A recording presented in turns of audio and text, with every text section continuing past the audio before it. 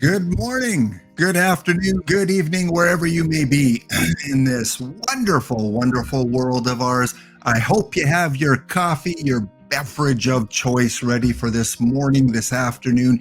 Again, I don't know what time zone you're in. It is about 11:20 right up here in Alberta. So welcome everyone to the HAWC Report. Just got to double check now. I'm always like, can they hear me? Am I on mic? Am I on mute? Am I okay? Coming through loud and clear, it looks like. Good. All right. Whoa. As Dish would say, whoa, Nelly. What an episode of TWIP today. Lots of not just the Gehrig cards, which oh my, but the information overload today. The game has changed. The game is going to change as of today. I can tell you that. The game you played last week and 2 weeks ago, it is now a changed game moving forward. So welcome everyone to the HAWC Report. Good to see you here. Good to see a lot of the affiliates, Tessouija and EVC and Gorgo and Dr. Dynastic and Warbot is here. And then all of you great community members, many to name. Sean and Chess and Ezra, another affiliate, and Heath and GT Sundown and Mr. Wrestling. Well, that's it for the show today, guys. That's all the time we have. Listing everyone here in the chat. So great to see you guys here, and welcome to the HAWC Report number 10. Yes, it is Lou Day. Well, tomorrow I think officially is Lou Day. And if you're new to the program, if you've just tuned in, and thank you to a couple followers, N. Ryan and Crash San Francisco Giants 1. Hey, we got another San Francisco Giants fan here. And Mondella 79. Thank you so much for the Prime subscription. Yeah, what a wonderful day. What a wonderful day to celebrate Lou, one of the all-time greats. We will talk about those cards in just a little bit. But again, I am Laptop Hound. I stream Monday, Tuesdays, and Thursdays around this time. And I did have a celebration episode. What day is it today? Thursday, on Tuesday. And I want to thank everyone that tuned in on Tuesday. One of the most special broadcast streams I've done, whether it's YouTube or whether it's Twitch. What a wonderful couple hours that we had celebrating my 100 episodes and celebrating OOTP. Once again, thank you to all the guests that were on Tuesday. We had Vulcan, we had GT Sundown, we had Your Kidneys, we had EVC and NYC, we had Rich Grisham playing the guitar, and of course, we ended off with Gorgo 2005, who gave us an update about what's going on in his life and what's going on with OOTP. So if you didn't check out that stream, it's on the VOD. Well worth it to hear from some of these guests. And I thank you again for everyone for tuning in to that show. Again, if you're just coming across this because you were playing, I don't know, you were playing Mario Party 7 and you were watching a stream on Mario Party 7, well, welcome. This is OOTP, the best simulation baseball game on the market. And you can check out more right from the OOTP Developments website, as I like to do. Let's promo them a little bit for all you new people out there. You can go check that out. You can get the mobile version on Go, and you can now play the Perfect Team Live very soon. Perfect Team Live on mobile, which I know a lot of people have been hoping for. Also, you can check out the hockey version, the simulation hockey version, Franchise Hockey Manager 9. And there's links there to the forum, to the Discord, to Rich Grisham's podcast, all the information in one neat little tidy place. Well, if you're just here for the contest, well, you're going to have to wait a little bit. Contests will be coming a little bit later. At the end of the stream, we'll draw some packs for some of you. And in the middle of the stream, Warbot Trivia is back. Yes, Warbot Trivia will be back about halfway through the stream, where whoever wins our little trivia contest will go home with 5 packs too. And you never know. You could pull a Lou in one of those 5 packs. So stay tuned for the trivia.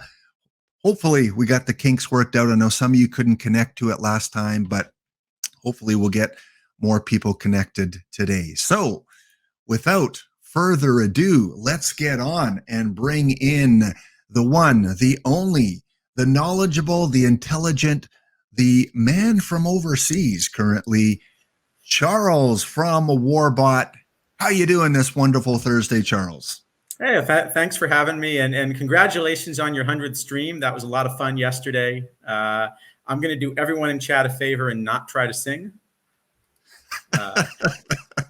Well, you know, when you come on my streams, that's non-negotiable. That is, I got EBC singing on Tuesday, even after he said, "Lap, no duets, don't make me sing." I got him singing. So nothing's impossible, Charles, down the line. So think of your favorite song that you heard at a Red Sox game, and you just never know. So for those of you that didn't tune in last week to the HAWC Report, Charles is Warbot TBD, if I'm correct there. And so he runs a stream once or twice a week, usually on Fridays. Lately, it's been, Charles, where you've been kind of analyzing some of the new cards, and you've had some guests on. You've had your kidneys on. You've had Isidofo. Is that how you pronounce his name? Yeah, we got him last week. Maybe we'll see if we can get him to come back tomorrow. Okay. So go check out Warbot here. I think I've got him on a little command here. War. What's it good for? Absolutely nothing. But in this case, exactly. It is good for a lot, because we have a wonderful streamer here that breaks down the cards a lot more detailed and fine tunes it a lot more than I could ever do. And if you missed it last week, we talked a little bit. Charles originally from USA, good old America, but currently residing and working in Denmark, in the wonderful city of Copenhagen. And how long have you been in Copenhagen, Charles? Since about 2016. 2016. So yeah, you've kind of made a life there, and you know the way around. So we talked last week a little bit about Copenhagen and some of the sites and places you could go. Today with the icebreaker, I want to talk a little bit more about your passion for baseball. You know, who do you follow? Who are your favorite players growing up? Let's introduce you to the community a little bit more, get them to know you in terms of the baseball angle. So we'll start with favorite team, favorite players, and some of your memories as a child. Yeah, so I was born in Boston, and if you're born in Boston, it's just on the books somewhere. You have to be a Sox fan. I think that's just, you know, there's a law somewhere probably. And then I actually didn't live there that long, and then I moved to Philadelphia. So I really grew up in Philly, and, you know, so we got to watch a lot of bad baseball. You know, like late 80s Phillies is, you know, probably some of the worst baseball played for like an extended period by any team ever. So I guess a lot of the players on those teams I remember pretty well, and maybe more fondly than I should. And you know, personal. I've never been to an MLB game, never had the chance to do one. Hopefully one day, you know, I'll get a chance to go to a Blue Jay or a Mariner game, or you know, somewhere, even if Minnesota, maybe, who knows. But you've attended real life baseball games. I'm sure you've seen, you know, AAA or AA as well. Any special moments during a game that you remember? It could be recent or it could be in the past. So I think my favorites came. I was in Boston for grad school, and so one of the perks of being in Boston was we were able to split some season tickets to the Sox, and especially like around 2004, that whole year was pretty special. So, you know, I had a chance to be. Actually, I think my favorite game that, you know, if you weren't there that game, you probably wouldn't remember. You know, I've always loved these really, you know, great glove middle infielders.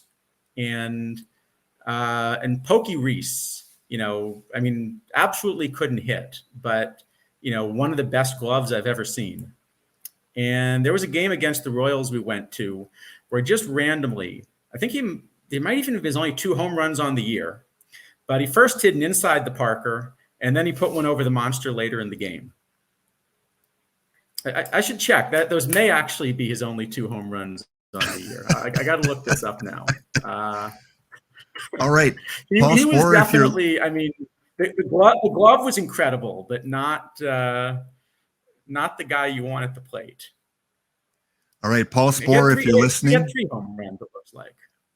The next Pokey Reese card, we better see some power in that card, Mr. Sporer, if you're listening. Maybe for your April Fool's Day set, we get a Pokey Reese with a 23 power rating.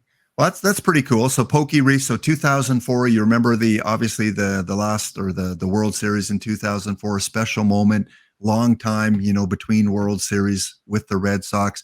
How about currently with the Red Sox? Who do you follow? Who do you watch? Which players do you check the box scores for, if any?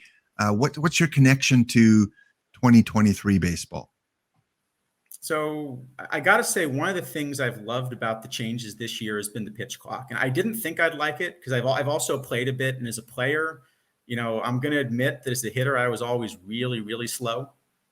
That was kind of my thing, was like making sure I would really reset for every pitch.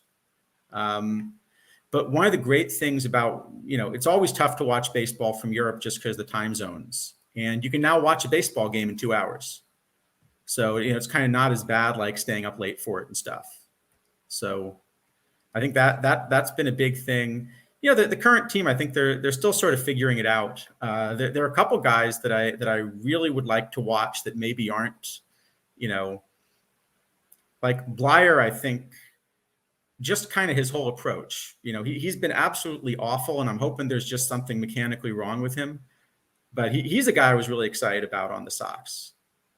Just kind of that whole approach and the way he kind of, handles hitters and stuff. Yeah, Boston, a team that obviously, as a Blue Jay fan, was always a arch rival, a team that I always rooted against, and the Yankees, anyone in that AL Eastern Division. So, unfortunately, I can't share a lot of Boston Red Sox love. I don't have any memorabilia. I don't have any hats or jerseys with the Red Sox. If they had been in a different division, you probably got some good memories of Philly. Yeah, absolutely. I remember that was the 1 year the Phillies were decent, right? Is the 1 year they were decent, and then the Jays beat them in the series.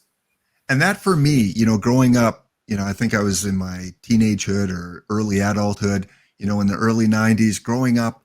That is my moment that sticks out. 2 moments stick out for me, one positive, one negative. The positive one, of course, the Joe Carter walk-off home run. That against the Phillies, amazing. And you're never going to forget where you were, what you were doing when you saw that, and just his celebration. I mean, not a cocky, I'm the big guy, big shot. And it's just a wonderful moment, just an endearing moment with Joe Carter. The negative with the Expos and them in the playoffs against the Los Angeles Dodgers and Mr. Monday off Steve Rogers. Steve Rogers came in relief and gave up that series losing home run to the Dodgers. And that was the first team I followed growing up. So it was a little bit kind of bittersweet. I did follow the Dodgers for many years and then became that Canadian diehard. So for you, is there one moment that really sticks out in a game, whether you saw it live or whether you saw it on TV? I mean, there have been a bunch, but I think for me, it's still some of these defensive plays are the things that, because I feel like part of what you go to watch professional sports for are just players doing things that, you look at and you're like, I just can't do that. Like I've played baseball, I've tried to play pretty seriously for a while, but, you see guys do something just like, okay, that's just something I would never be able to do. And I think the guy that maybe, just with highlights was the most like that for me was Ozzie Smith. Just you watch some of the things Ozzie would do in the field, like I remember, there's that one, I think he might have still been playing for San Diego at the time, where there's a ball up the middle and he goes to dive for it, takes some kind of bad hop, and he just like with his bare hand goes back mid dive, just reaches behind his head, picks the thing cleanly, and then makes the play at first too. Yeah, I mean, when you talk about defense, and it's interesting that, a lot of people, when they're fans of players and teams, it's offense that, stands out, or really elite pitchers. But for you, it's more that defensive player like the Ozzie Smith. Again, one of the all-time greats, first ballot Hall of Famer, I believe. We know we're going to get a wonderful Ozzie Smith card at some point. So for you, it was Ozzie Smith, not even a Red Sox. No, I think it's just, these players that do these spectacular things that you just look at and you're like, because like hitting a home run, I mean, if you swing the bat hard and you walk into one, you can hit the ball far, but some of these things that players do defensively, just, there's the gap between that, it's like you watch basketball, I can hit a jump shot. I just can't hit a jump shot nearly as consistently as professionals, but I can't dunk. So I mean, marvel at the talent and the skills these guys have. Again, if you're just joining, Erie, good to see you, Erie. We have Charles from Warbottbd, TBD, TDB. So what is it for you? What are the kind of the things? Actually, that's the real question I should ask, is because you were kind of west of everyone there. What caused you to go for the Expos instead of the Blue Jays? I don't know. I think I saw the Expos as a much more community-friendly team in Montreal. The players seem to, again, be endearing, and they seem to have always smiles on their faces, and just, Yuppie and the atmosphere around the Montreal Expos and the fan base around Montreal. I don't know. It's just something that had the Expos stick out a little bit more for me than the Blue Jays. Plus, they had those great teams in the early 90s, Larry Walker, Guerrero, Steve Rogers. They had a great team at that time. And the Blue Jays, I still liked them. They were still, because they were in the opposite conference, or in the opposite conference, AL, I could like both teams because they didn't play each other. There was no interleague at that time. So Expos stood out a little bit more, but not a ton. I like both Canadian teams. I at some point I was hoping Vancouver would have a franchise. Yeah, they could do pretty well. I think they'd. I think the Expos also, to me, like if I were an Expos fan, the strike is the thing that would have been the most crushing, because that team felt to me like it was just the best in the league that year. It was a team of destiny, and it was a team that, there were a couple other good teams in the league at the time, obviously, but it was a team that I think had a legit shot of winning the World Series. And that was the, I think 1996 or 94? When was that strike situation? In chat, someone help us out. Was it the 90? I want to say 94, but I'm going to be wrong if I... Yeah, I think it was 94. There we go. All the knowledgeable 94. Yeah. So if we look at, the Montreal Expos in 1994 and, the players that they had on that team there, it was a team of destiny. You had Cliff Lloyd, Darren Fletcher, Walker, Grissom, Alou, Rondell White, Pedro Martinez was on that team, Mel Rojas. It was a stacked team that, I think had a legit shot of winning the World Series, which I forgot John Wetland was on that team. I thought of him only as a Yankee. Yep. John Wetland. Yeah. And this was coming right off of the Blue Jays back-to-back World Series. So it could have been back-to-back-to-back Canadian World Series had it not been for that, baseball situation. So it was unfortunate. And after that point, the Blue Jays kind of, broke up and started to trade players, or players went to other destinations. And, the thing that disappoints me a lot too is these players that started in Montreal and established themselves as great players in Montreal, go on to other places, make the Hall of Fame, and then say, you know what, I don't want to wear the Expo hat in the Hall of Fame. I want to wear the Mets hat, or I want to wear the Angels hat, or whatever team it might be. And to me, it does kind of tarnish my image of them, because they did make their start. They became a name in Montreal, and then they moved on, and almost like it's slighting the team that got them kind of where they are. Yeah, no, between the strike and then the way they ended up moving, I feel like that whole thing was just eye-opening, especially like, as a kid at that point, kind of suddenly realizing that baseball is this game and it's fun, but, wait a minute, it's also, kind of a serious business and they care more about that. Yeah. That was kind of sobering as a kid, I think. And as Erie says, Blue Jays were great in the 90s. Expos were great in the 90s. And it makes it easier to cheer for a team now because there's one Canadian team. So it's going to be Blue Jays all the way. And we're not going to talk about their season this year because it has been in the toilet. They started off fairly strong, and in the last month, it's just gone downhill. Well, Charles, let's move on. Thanks for, kind of educating us a little bit more in the community about, where you're from and growing up and Fenway Park and some of the players that you followed. Let's talk a little bit to what went on today with a Dishes stream, and lots of things coming down the pipe. If you saw a Dishes stream, you know all about this. We're not going to spend too much time going through it all again, but just to highlight, we've got PT Live coming to Go, which again, awesome news. We've got monthly PT Live rewards announced. So 125 packs for whoever has the best PT Live score every month. Huge reward there. 125 packs. Even if you get, mostly common cards, which you're likely to get, you can still sell them. You can finish missions. We've got Spotlight packs. And this is one I want to ask you a little bit about. What is your opinion about the new Spotlight packs? I think to figure it out, so they kind of said they're going to tell us what the odds are. And until you know that, it's going to be a little bit tough. Actually, I should check if they're actually up. Does anyone know if you can actually buy one yet? Because then you should be able to see what the odds are. Not available. Okay, Fofi says not available. Okay, so soon. Because I think it depends a lot on what the odds are.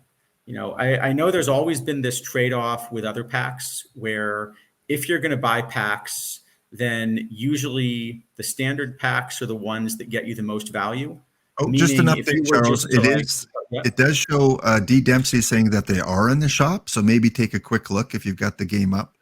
Okay. I don't see it. Oh, but there was mention we probably have to update the game. So what I should do is quit out and let maybe the answer is that we have to let the patch happen. And then after the patch, then we'll be able to see. So I can try that in the background. Okay, yeah, that's fine. You can do that in the background, and we can talk about some of the other changes that are coming along. But it does depend on the odds, is the point. And in the past, the way it's been is there's always been kind of this trade-off between how much time do you want to wait and how much time do you want to spend ripping packs versus what's best. So that usually a standard pack, if you were to just add up the value of every card you get, usually a standard pack returns pretty close to the 1,000 points you pay for it. I think the last numbers I've seen were that it would return slightly more than 1,000 points, but if you sell all those cards and you're losing 10%, then maybe it returns a little bit less than 1,000. And when you start going for the more expensive packs, then usually it's a worse deal. But if all you're interested in is pulling a diamond, it's going to take you a lot of standard packs and a lot of work kind of selling all of those cards later to get your value back before you build up diamonds. And so for a diamond pack, you're probably paying a few thousand more points than the real value of the pack. But in return, you're saving some time. And so if I had to guess, so far, the more special a pack is, the worse a deal it's always been. Like perfect packs would cost you 60,000 points, but 70% of them are going to be a live perfect, which is worth 20,000. 30% are going to be historical.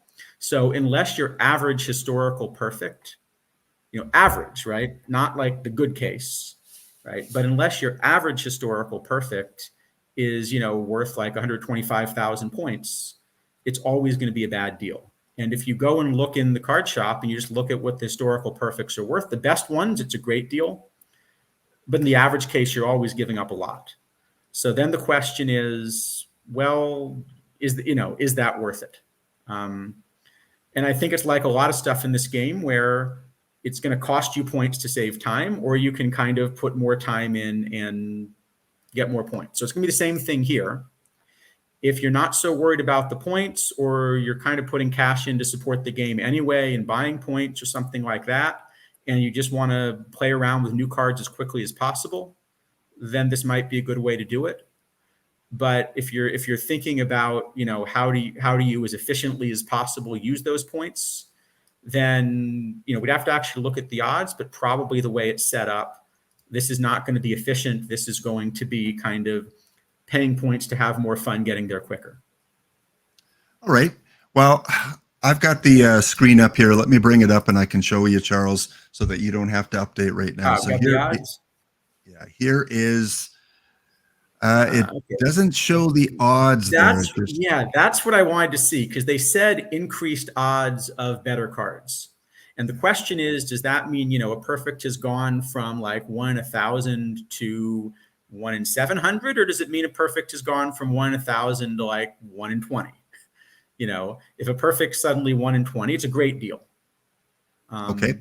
Yeah, I guess the odds are in the forum, and let's just crack one open. I'm just kind of curious at what this looks like. We should let people predict what you're getting out of it first. All right.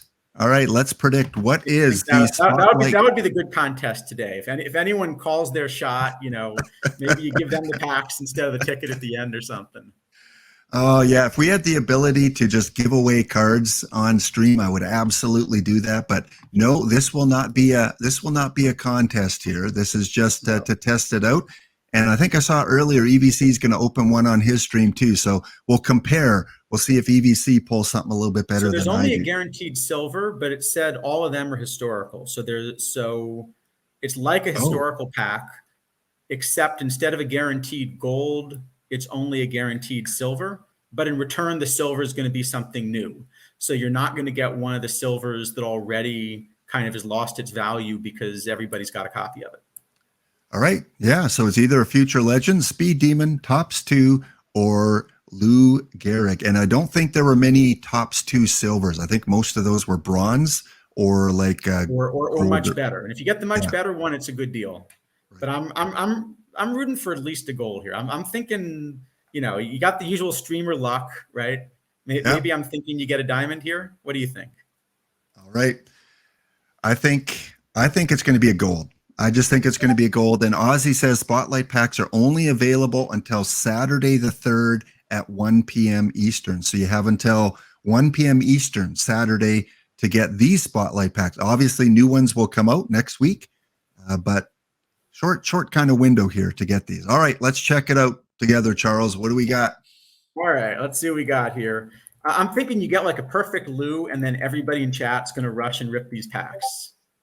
All right. Well, it is a future legend. It is a future legend 79. So it is the silver one. So running about, 3,000 perfect points.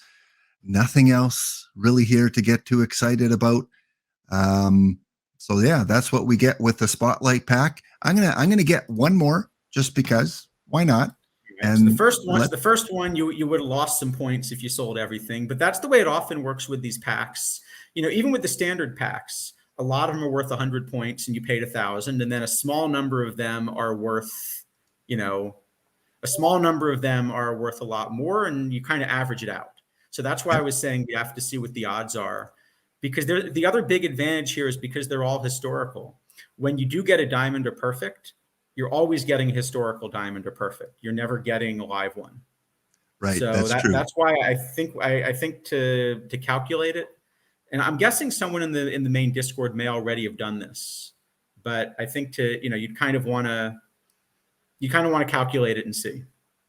All right, well, let's check one more and then we'll move on here. Spotlight number 2 is. You got it. All right, you got a diamond. That's a really good sign.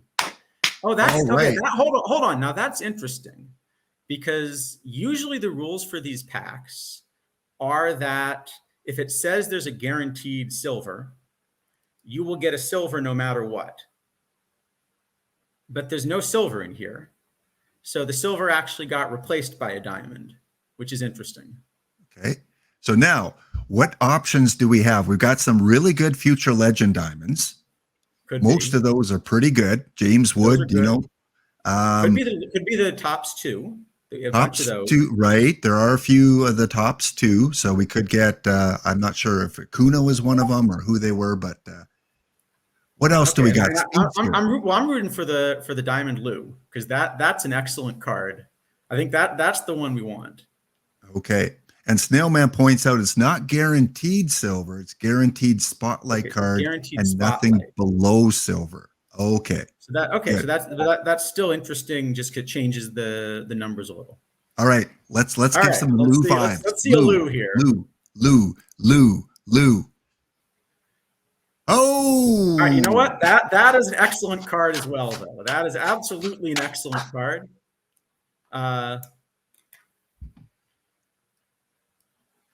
That's a card I still need to buy, actually. That's one I definitely would go for.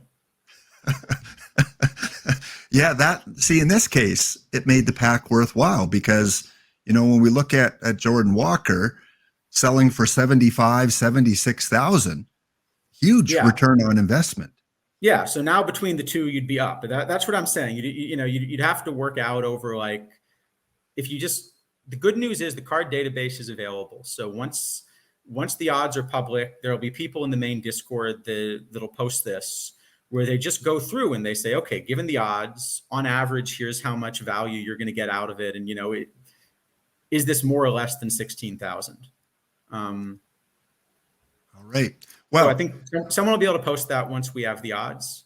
But it's definitely, like I said, if you're kind of mainly focusing on new cards, then I think this could be a way to do it. You know, usually if you're ripping for any one specific card, you're better off just buying it. You know, if you're ripping for, I want any of these 20 cards, you know, then maybe it's more reasonable to open packs. All right, we're on our ad break here. We're going to come back with some beginner advice with Charles. He's going to tell you a little bit about how you should approach card shops and your long-term vision of the game. So we'll be back in 2 minutes, guys. Stay tuned. Warbot and I, back soon. All right, we are back. Charles from Warbot is here, and we are breaking down very, very soon the cards that were released today. We'll talk about some of the PTCS cards briefly, and we will look at the Lou cards that were released as part of the Gehrig tribute here. So Charles, one thing that I like to do with all of my shows is to help those new people out getting into the game for the first time. They've been here a week, maybe a couple of weeks, and I'm looking through it through their eyes because, again, as I always say, it can be overwhelming for new people, and I don't want them to give up after a couple days and just say, this is just too much. So today I want to have you give them some advice about that long-term vision. What should they be thinking of, preparing for, planning in terms of card shop purchases, buying packs, players to get for that long-term vision? Yeah, I think that's a really good question because it's tough to figure out in a game like this. There's so many different kinds of things you can go for. You know, am I going for the league? Am I going for tournaments? Am I going for this type of tournament or that kind of tournament? You know, what's my priority? And so I think one of the questions that I often get asked is just, what should I be buying right now? So I think maybe this is a good place maybe this is a good question to ask chat. I'm curious what the answers would be. There are a lot of different things that could be your goal for this, you know, for this cycle. If you have a really good cycle, you know, what does it mean to you to have really, you know, done what you want to this cycle? What's everybody's goal? And especially new players, like if you've played the game, if this is your first year playing OOTP and Perfect Team, what is your ultimate goal? Put it in the chat. What do you want to do? Is it to win Perfect League? Is it to dominate in tournaments? Is it to just have fun? What is your goal? And then Charles can kind of guide you a little bit from there. Yeah, because I think and one of the things that's really nice is that you kind of get to decide what's your thing for winning. The first time I kind of started playing the game in 22, I sort of decided Perfect League was probably beyond me, but my goal was to do really well in a couple of the weeklies. And so that was kind of the thing I focused on. There are other people that just have a lot of theme teams, and that's the kind of thing they enjoy. They want to do well, but they want to do well within some extra constraints. Let me get a few answers in the chat. Let's see. So some of it's win Perfect League. A lot of it's just get to Perfect League. Just get to Perfect League once. I think that's because for me, that was a huge goal as well last year. So maybe that's the theme we can kind of focus on, is getting to Perfect League. Okay, so let's say your goal is to get to Perfect League. Then I'm about to give you some advice that's a little bit counterintuitive, but is also the way baseball works. So the thing about baseball is the gap between the really good teams and the really bad teams, it isn't that big. That's kind of, I've always felt like the dirty secret of baseball is that the more they've expanded the postseason, the more the best team doesn't win. Because in a short series, it's still pretty close to a coin flip. So the truth is, if you want to make Perfect League, one of the things, I should step back. One of the things to keep in mind is you don't have the resources to always be able to buy every top card for an entire cycle. You're going to have to pick and choose which are the things that really are worth getting and pushing my team forward, and which are the things that I can either skip or at least wait till they're cheaper. Just like we just had this set of Lou's come out, when the Jackie Robinson set came out, you were probably paying close to 800,000 points to get Jackie. You were paying over 100,000 points just for the silver Jackie Robinson. Now the prices of everything have come down because better cards get released over time. So yeah, you can see, I don't know what Lou's going to cost right now, but all right, you can have a Lou right now for 2.5 million points, and people are offering 500,000. So we'll see what he sells for, but it'll be somewhere between there. So if your goal is simply to make Perfect League, then what you're actually optimizing for, so if your goal is to win Perfect League, I'll start with that. If your goal is to win Perfect League, first off, you have to make it. But then once you make it, you need to have a strong enough team that you're going to get your shots in the playoffs. So you need to be really close to having everything in the meta, at least for a brief period. If your goal is to win a Diamond League, that's actually not the right strategy, because the playoffs are so much a short series thing. The most important skill to winning a Diamond League is simply making the playoffs as often as possible. If you give yourself 15 shots in the playoffs, just randomly one of them, you're probably going to make Perfect League. But on the other hand, if you give yourself, 115 win team for 2 weeks, and then that's it, you're actually not so likely to make it. So I think what you're kind of always asking every time a new card comes out isn't just, is this better? Okay, looking at these Lou Gehrigs, we can talk about the cards in a moment, but I think it's clear to everybody that this Lou Gehrig is now the best first baseman in the game. The question you want to ask is this card going to be the best first baseman in the game for 2 weeks, and then some other card's going to come in so that it's not really worth investing a lot of points? Or is this going to be a card that we think is going to play for several months, where this is going to be a cornerstone to months of competitive chances to try to get out of Diamond League into Perfect?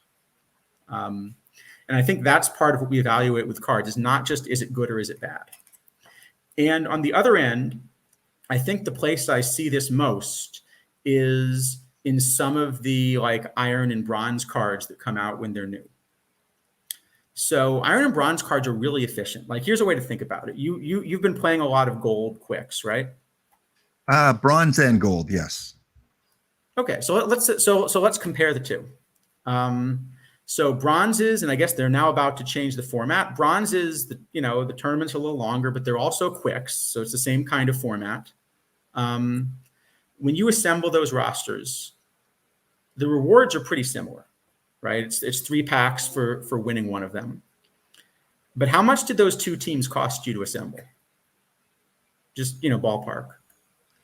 I would say half I pulled in packs and half I bought on the card shop. So maybe, to get the players I wanted, maybe 20,000 perfect points, because there were a couple LEs that I wanted. So that's for the gold. Yeah.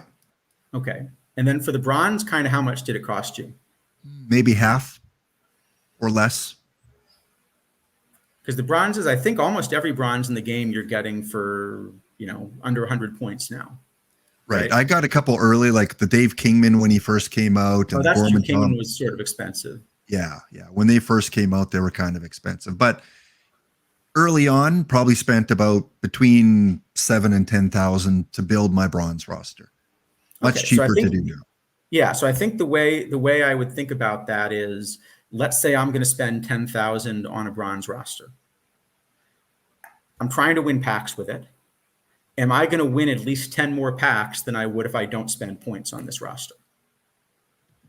So if you're talking about these gold quicks where you can run a lot of quicks a day, and every time you win one, you're getting 3 packs, then probably you are getting good value if you spend 20,000.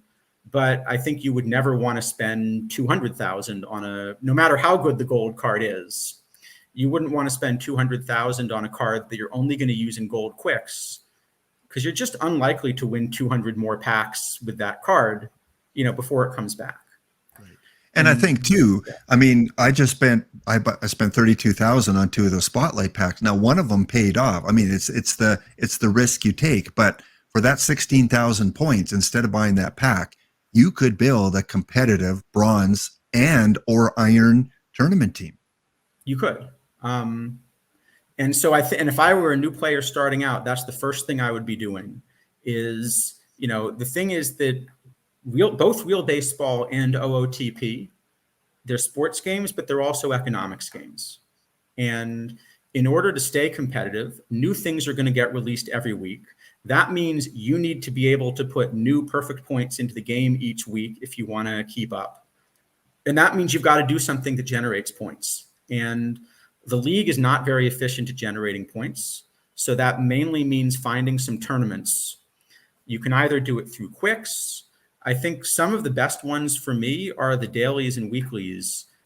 So some of the dailies and weeklies are expensive. A daily open tournament, you might be spending millions of points in order to kind of get a meta tournament. But there's also a weekly bronze. There are daily bronzes and irons and silvers, and all of those are going to be cheap enough where if you get cards that are going to help you build a lot of those, you're going to bring the value back very quickly.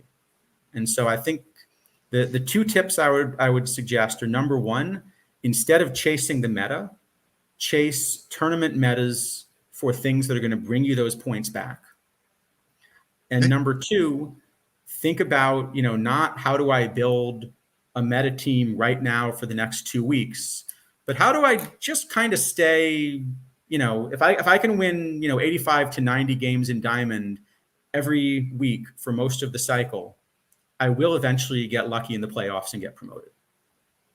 Yeah, and that's kind of the strategy I've been following, Charles, is I'm not chasing the meta cards. I'll open the odd pack here and there. I'm just, lingering in anywhere from silver to gold to bronze, kind of in those leagues, building up some perfect points, playing the tournaments over and over and over again to get more packs.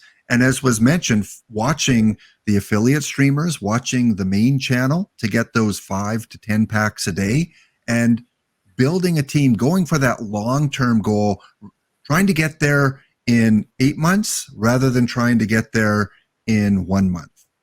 Yeah, and that really adds up. If you get 10 packs a day, 7 days a week, that basically 7 days a week, they're not just affiliate streamers, but usually official streams as well.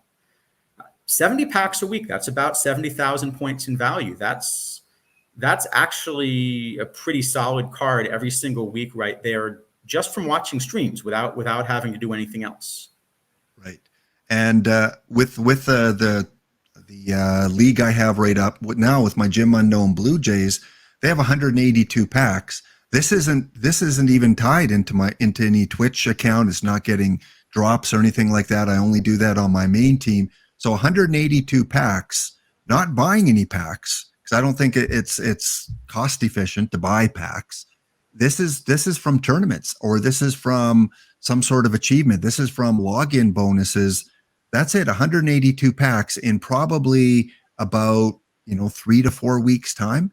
And as those that watch my stream know, I'm a hoarder of packs. I don't want to open 200 packs chasing 1 or 2 LEs or 1 or 2 meta cards. I want to wait until we get like a platinum series from last year where there are multiple kind of meta cards that you can go after, and then rip my 2 or 3 or 400 packs. I don't know what your opinion is on saving packs as opposed to opening them now. If there's any, return of investment difference in that, because you could sell duplicates, you could use lives for Perfect Team Live. I don't know the background behind that. Any suggestions for a new player? Do you rip now when you get them? Do you save them for these big sets that come along? Okay, so first off, especially if it's a new player, start with what's fun. If you're, if ripping packs is fun, go ahead and rip packs. You're never going to be making a horrible mistake opening now versus later. I do think that if you're ripping packs thinking there's one specific card you want, just the odds of hitting any one card are very low. If there's one specific card you want, rip whatever you get, sell it and get some points, and use those points to buy the card you want. That's really what you want to go for. And I'm just going to interrupt you here because one of the viewers, Chalupa, said he just got 3 diamonds in his spotlight pack.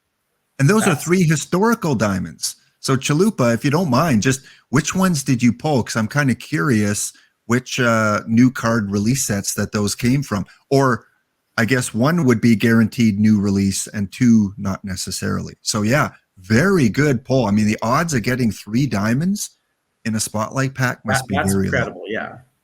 Well, actually, I guess I still haven't seen the odds, but I'm guessing that's incredible, because if you really get 3 diamonds very often, everybody should be ripping spotlight packs. Volpe, Allison, and Utley were the 3 that were pulled. Volpe is a great card. Allison, I'm still playing in every tournament format I can. And Utley, I think, can play some of the more modern ones, and then there may be better second base options if you go further back.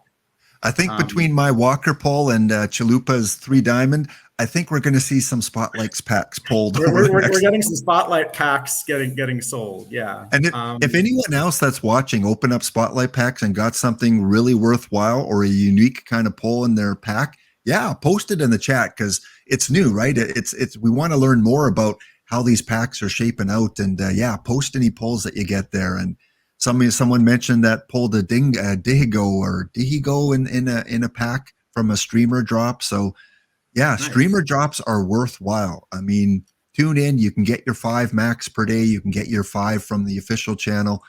And someone that won my contest, I think it was Fofi. Fofi, if you're still here, sent me a message that he won, I think it was 10 packs on my 100th stream. And he pulled like 3 diamonds in those nice. 10 packs. So yeah, watching streamers entering giveaways, that's how you can build up your team very quickly. So I will say, I think I'm going to rip all of my packs in the next few days. And it's actually not about this content release. It's a completely different reason. So one of the things that happens every month is that all of the live cards get re-rated. And let's say a card randomly goes up or down. When they go up, they go way up in value. Like a bronze becoming a silver goes from 25 to 100 for quick sell. If it goes to gold, that goes from 100 to 1,000, then 4,000, and then 20,000. Whereas down, it's about the same ratio, but it doesn't cost you that much. If your silver goes down to a bronze, you lose 75 points of value. But if it goes up to a gold, you win 900 points of value. So if cards just move around randomly, let's say, and it's not random. You can predict what they're going to do if you look at how they're doing in real life. But even if you just get a random card that might move up or down, just the fact that that card moves is giving you a lot of value. And so right before And the re-rates are going to be Monday. They're always the first Monday of the month. So it's going to be Monday, June 5th. So I think I want to rip all of the packs that I have right before then, wait till after the update, and then sell the lives, because I think I'm going to do well kind of after all of the re-rates. That's interesting. So rip a lot before the live updates. Hope you get some of those that move up. Keep all the lives that you get. Now, would you, if you're ripping before Monday, would you micromanage and would you go down and say, well, these cards, like that's a 61, he's not going up to a 70, so I'm going to sell them now? Or do you just keep them all until Monday? If I have the time, like with anything in this game, if you're willing to put the time in, you can do better and get more points. So if I'm willing to put the time in to go through and actually look at how players are doing in real life, then I can probably guess which ones are going up and down, and I should sell the ones that are going down and keep the ones that might be going up. Right. Or as EVC mentions, if a silver is already selling for over 1,000, yeah, that's right. If a silver is already selling for over 1,000, and you're going to get a good hint in the card shop because other people are doing this. They're buying cards that they think are going to go up. So if you see a card that's way over the quick sell value, if you see a diamond, like I think the Juan Soto diamond, a lot of people seem to be expecting he might go up. So I think the last I saw, he was selling for 10,000, even though the quick sell is 4,000, because people are hoping he becomes worth 20,000. Right. Yeah, if you see one that a lot of people seem to be buying, that's a good guess that at least other people are evaluating it as going up. All right, and we're seeing some people post in the chat here. Pulled a Peraza, a Gold Future Legend, and a Baddie Future Legend with a Spotlight pack. Punk mentioned got a Diamond, Cy Johnson, plus 2 silvers and a bronze. So I imagine one of the Cy Johnson, I don't think is a newer card, so must have been one of the silvers. So silvers, yeah, people are pulling some cards. All right. I'm gonna have to look at what the odds are. And like I say, I don't know if someone already has done this and can put it in the Discord, but if not, I'm sure somebody's done this already in the main Discord, tried to work out what the odds are and whether it's a good deal. Okay.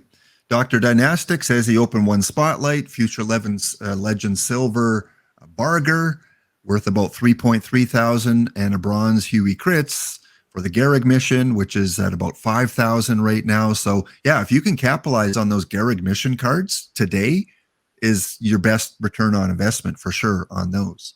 Oh yeah. If someone wants to pay 5,000 to kind of finish that mission as quickly as possible, and you're willing to be a little bit patient, sell it for 5,000, wait about 3 days because they're bronzes. So they're going to be ripped very frequently.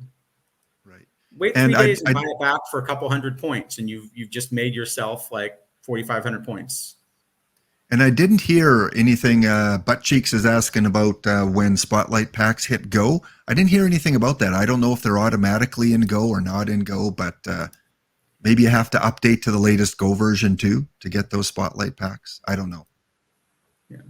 And speaking of the missions, I don't know if you checked out the missions, Charles, but here are the Gehrig missions right now. We've got 5 of them.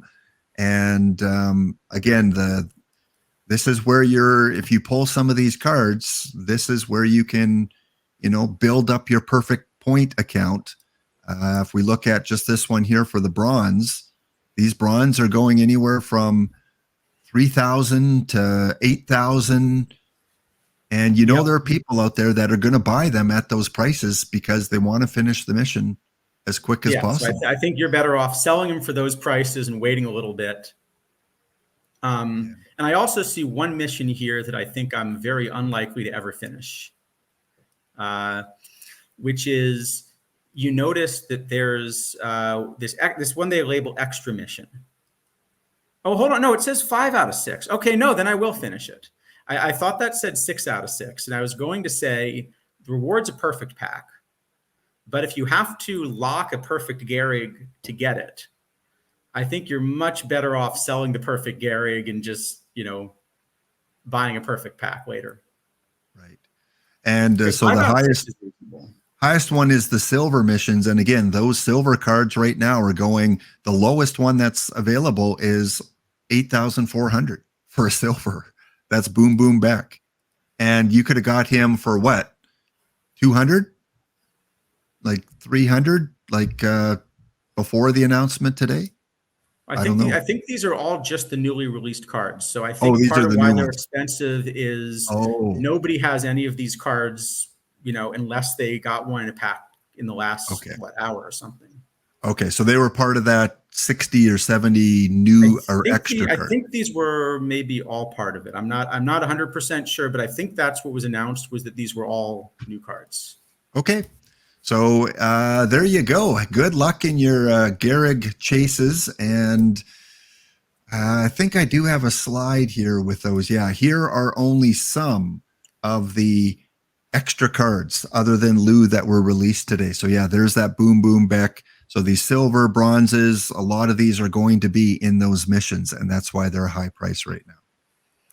Yeah, and we can. I tried to run the model real quick, and we can talk about which of these end up being, interesting for metas and stuff. The Yeah, Gehrigs are mostly the good ones. we'll come to that later. Like let's because I know you wanted to talk about a little bit about the changes in the tournaments, and with the tournament refresh coming up, it's a whole new playing field now. For some of them, it's going to require a complete roster overhaul, changes with your roster. Anything specific, Charles, that you wanted to talk about with these refreshes?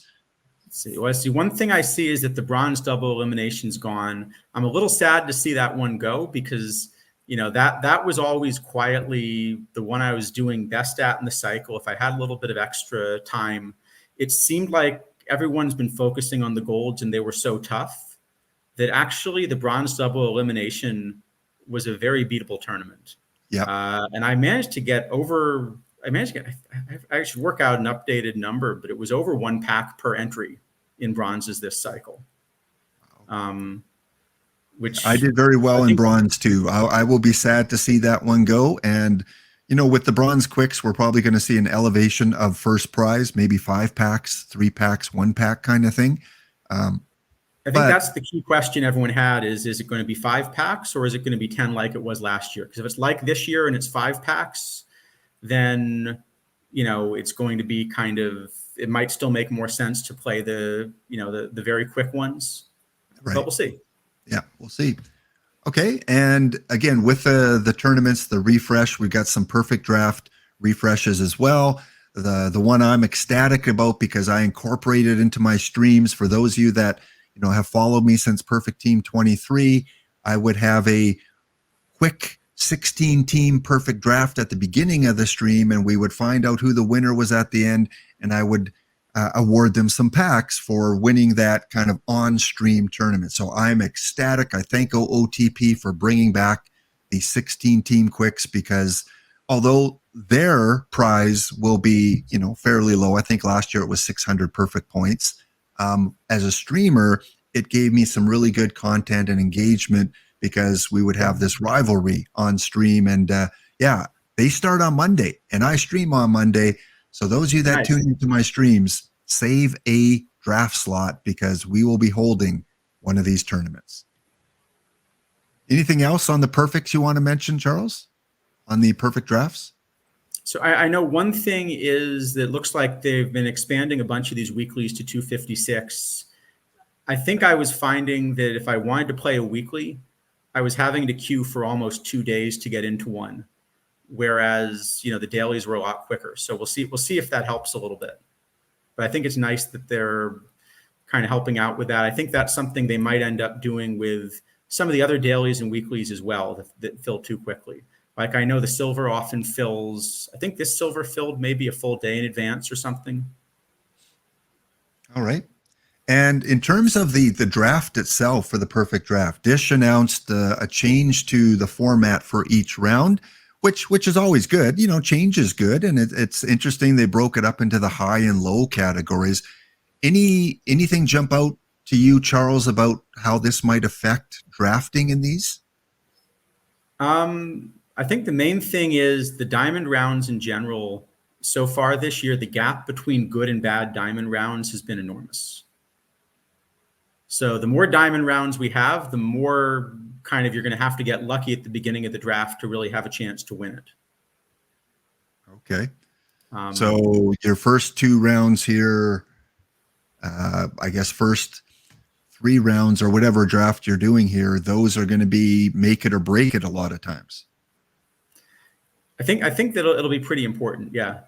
But we'll see. I think part of this has just been that there are a handful of diamond cards that are really good and then a huge gap.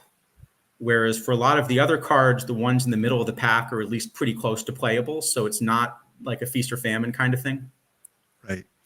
And so, in that round 1 of an orderly draft, getting Lou, perfect Lou, that's going to be pretty big advantage, or the perfect Jackie, or the perfect, I don't know what, if you're doing a perfect draft, Charles, in your perfect round, who are you hoping pops up? Give me maybe 3 or 4 cards that are automatic.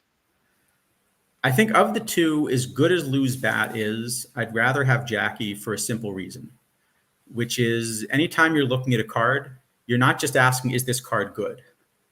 All the perfect cards are good. Some are better than others, but all of them are going to be better than, what you're going to get in a later round. The question is, if you don't take a card early, who, let's say you're looking at a second baseman, who's like the average second baseman, if you pick it, probably in a silver round or something, you don't really invest a high pick in it. How good is your silver second baseman, and how much better is Jackie than your silver second baseman? And I think the gap between, because Lou is still a first baseman or a DH, and those are both places where you can run some really good bats, I think the gap between Lou and the kind of great bat you're going to get later in the draft isn't as big as the gap between Jackie and a second baseman or something like that. Is there a situation where, maybe it's a different era tournament where you don't take Jackie if he's there, where you might take a Martin Dihigo instead? So Dihigo's interesting because he also pitches. So these two-way players are also nice in a perfect draft, just because you're essentially getting to use 2 roster spots. So Dihigo is something like a gold round pitcher on top of, not a great perfect bat, but a playable perfect bat. And you can stick him in a lot of different positions. So it's kind of a funny card in that the big value is just how flexible he is. Right. Yeah. Multiple positions, pitcher. So, but ultimately you're still taking Jackie, even if it's a 1940s, 1920s tournament, you're still going with Jackie most likely? I think so. Okay. Maybe if you go far enough back, then I would start to want to take a pitcher. Because if you go to an early enough era, let's say they started running like a 1904 draft, and you really think you can get away with 2 starting pitchers. Let's say they did an 1876 draft, and 1 pitcher is going to throw every single pitch for your team. Okay. Well, in that case, the best pitcher you can find is just worth more than any bat. So no matter what bats come up, if I get the best possible pitcher, that's probably what I would do. Okay. And right now, do you know off the top of your head who that pitcher would be in the earliest era baseball? With the ones we have in the game right now? I'd have to run it, but I assume Koufax is kind of going to beat almost anything that's out there. Right. Who wouldn't be available, though, in a perfect draft. So. But otherwise, you're looking for somebody. So for Abby very Jobs. Early era, you don't care as much about the home run prevention as you do some of the other stuff. So, you more want like control, and pitcher BABIP would be even more important, and maybe home run prevention not as much so. So like if we ran, I don't know, let's say 1919 is an example, then you'd probably be looking at Addy Joss, would be right up there. And the further back you go, the more maybe even the Robin Roberts starts to get in there, because he has this 114 control. Yeah. And as Mr. Black points out, though, the further back you go as well, the glove really, really matters. And so there's more balls in play. So there's that defensive aspect that you have to consider too. The balls in play definitely matter too. Yeah. But the thing is that pitcher BABIP is so powerful that, All right. So I think Joss is probably the answer almost anywhere you go, but I'd at least have to check if you really went back to like 1880. Is there a point that probably not.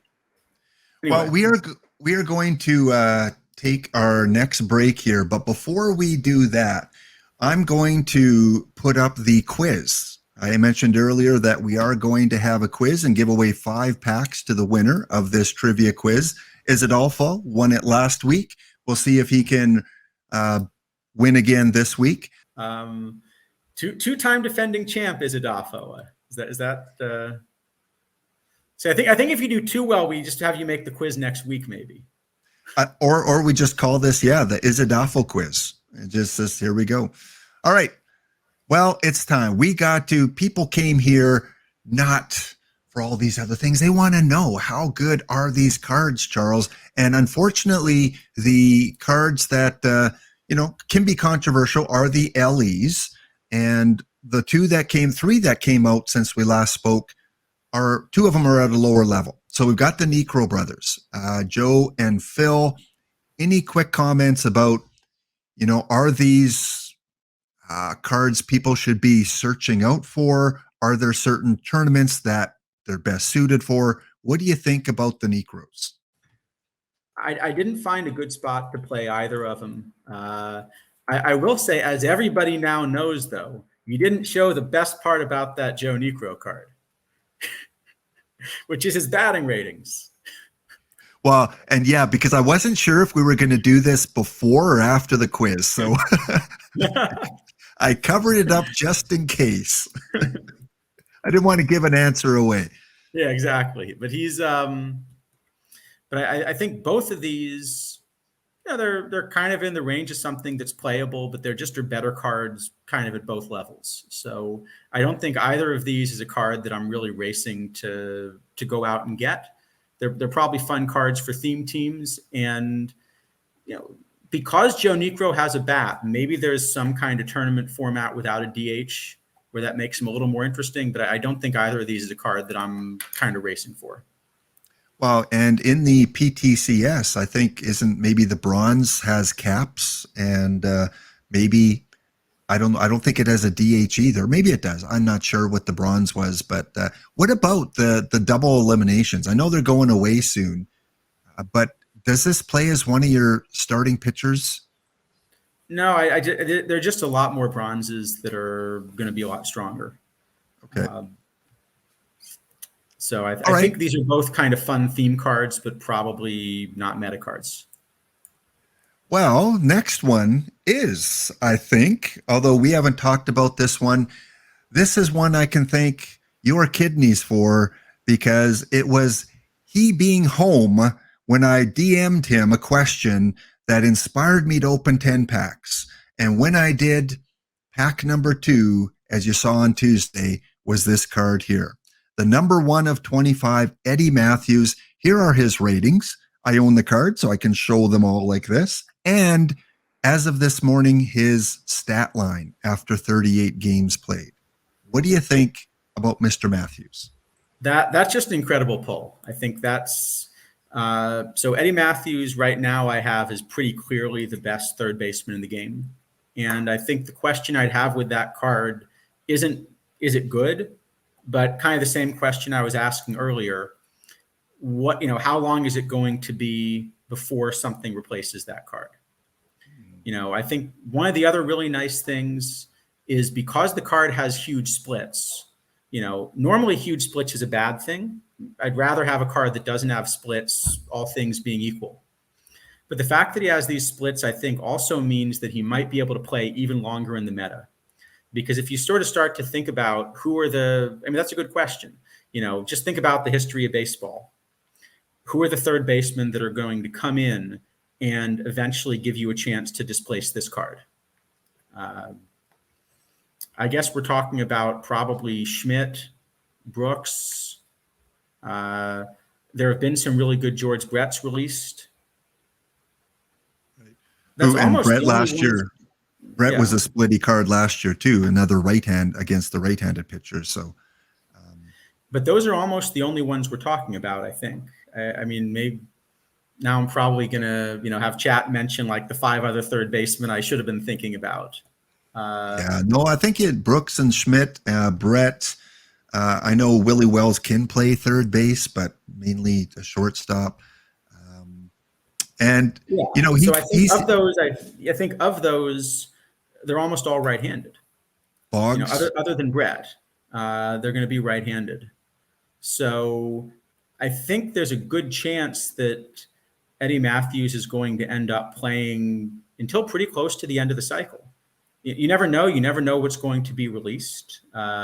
It could be, you know, we've seen, for example, that some of the future legend cards just end up being really powerful for what they are. So maybe, you know, maybe there's some third baseman or something in there. But I think otherwise, there's a good chance this card plays until a card like Brett gets released. And remember, last year, that was the very end. Especially for power. I mean, Mike Schmidt would probably rival it, but Boggs is going to be more a Babbitt player if he is when he's released. Brooks Robinson probably, again, more that high premium defender that can also contribute offensively. So yeah, he's hit 18 home runs in 38 games. I don't know ratio wise. That's a pretty good rate.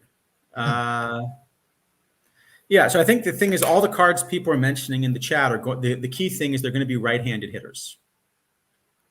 Yeah.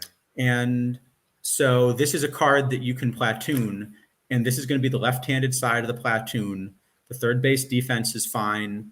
You know, I don't think, you know, for the moment, the bat's even good enough to DH, but that won't be true for that long. You know, the bats will get better.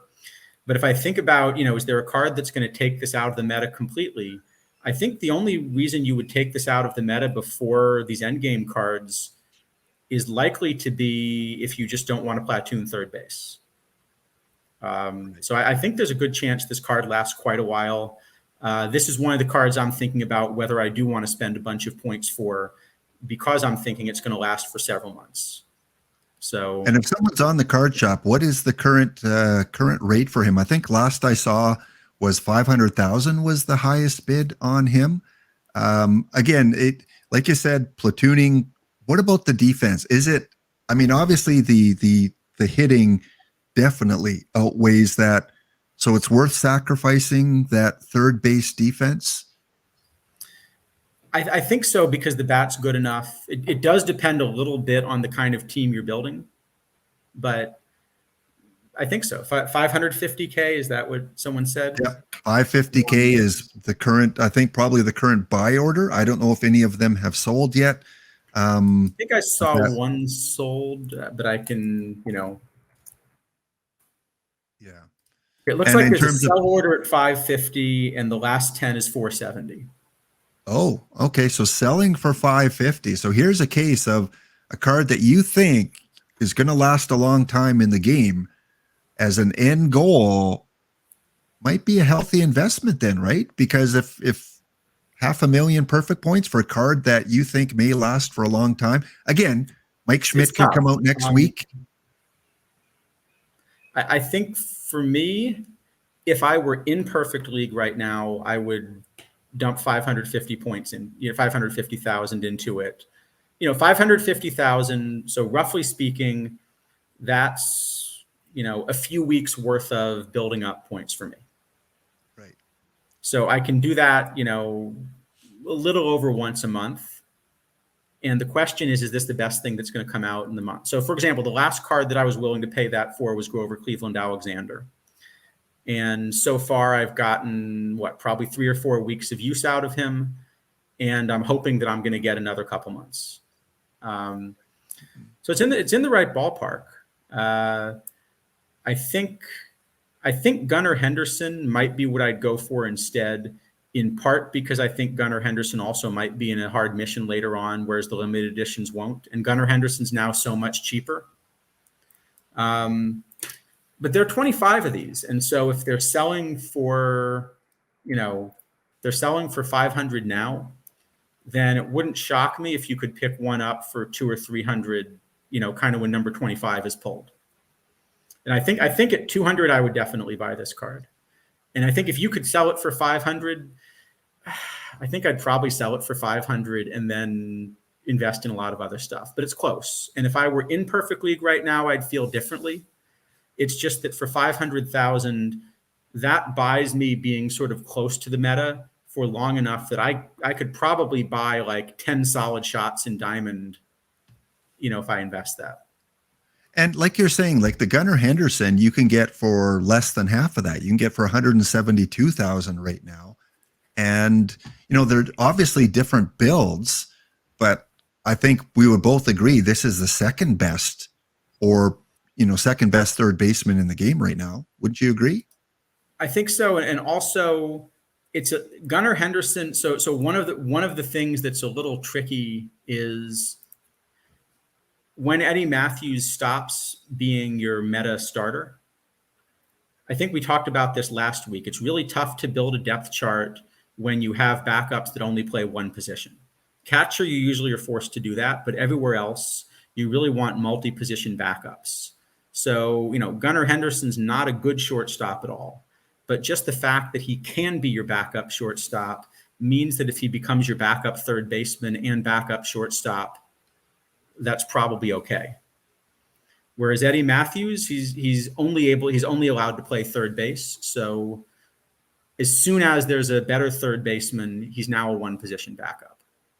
Right. But so you're not gonna save him. But he's gonna be really darn good for the next, yeah. I mean, just thinking historically, I don't think there's going to be a better left-handed third baseman in the game, at least until they release Brett. And I think you could make the case historically that Matthews was better than Brett.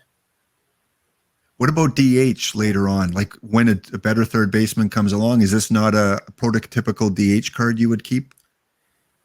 I'm just assuming that as better bats come out, that by the time they're a better third baseman, they're also going to be better DH bats. Yeah. Kind of in the same way that with Lou Gehrig, it's an excellent card, but usually by the time a player can't be your first baseman anymore, there just are a lot of other bats. And speaking of Lou, we'll get onto those cards in just a minute here, but let's take a quick peek at the Lou situation. And one has sold for $1.2 million. What do you think about that? I think again, if you're in perfect league, it makes a lot of sense to try to get one. But I think just in general, the way the market works here, I would much rather be the first seller than the first buyer for basically every card. Right. Yeah. So that establishes a market value right now of 1.2, and there's a couple people that are willing to pay, 550,000. But I think whoever pulls the next Lou and decides to sell it, I think they're going to want, at least for now, at least $1 million, I would think. Right. But I do think, I think the next sale is going to be under 1.2 because that's usually the way the market works. Right. Yeah. So I would agree. So I think if you're in perfect league right now, you're desperately trying to kind of find a way to claw your way to a few more wins and, make the playoffs and stay alive and all that, then you need things right now. This is the moment that you're pouring all of your resources in.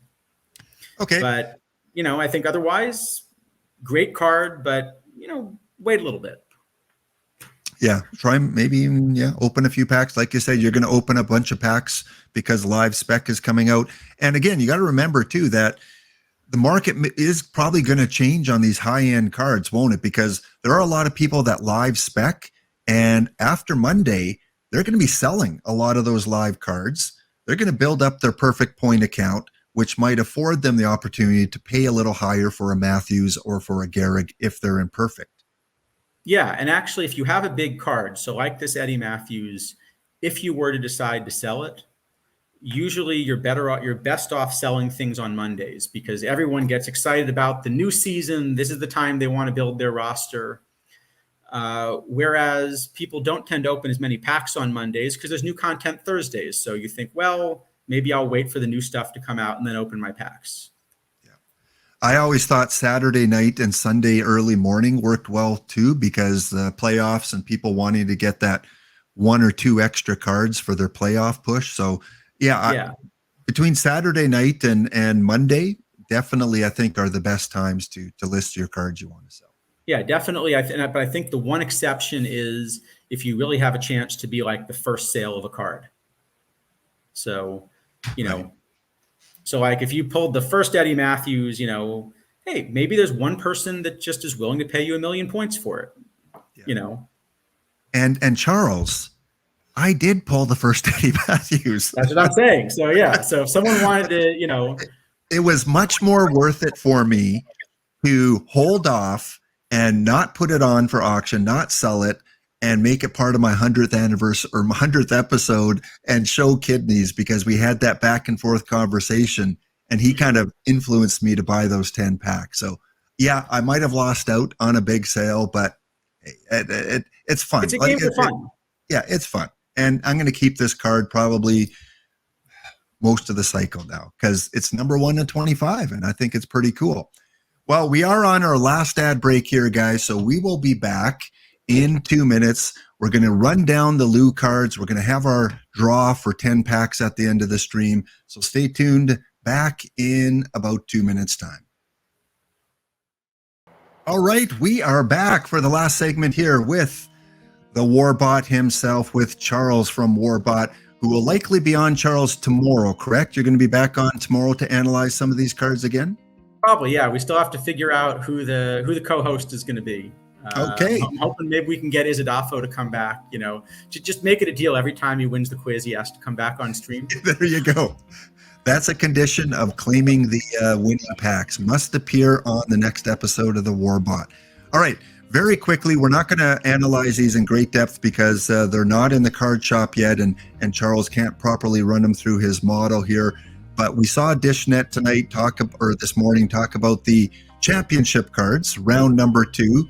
And we see that, we got a lot of these historical players, Hoot Evers, we got Earl Averill, we've got Jimmy Fox. So let's quickly talk about this one, because you thought this was one of the better reward cards of today.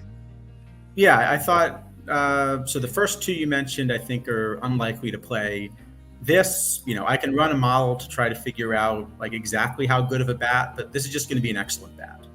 And because he's eligible for low diamond, I have a hard time imagining this won't become immediately the best bat in low diamond. So that's one definitely worth going after. Like maybe the one to compare him against is Rudy York. That's probably the right-handed first base bat that most people are looking at right now. I don't know if there's an easy way to pull up the comparison, but this card is just kind of better across the board. Even like the same shape, but just significantly better across the board. So I think this Jimmy Fox is one that a lot of people are going to be really interested in if they make the quarterfinals. I'd have to work out exactly how much better, but a lot better.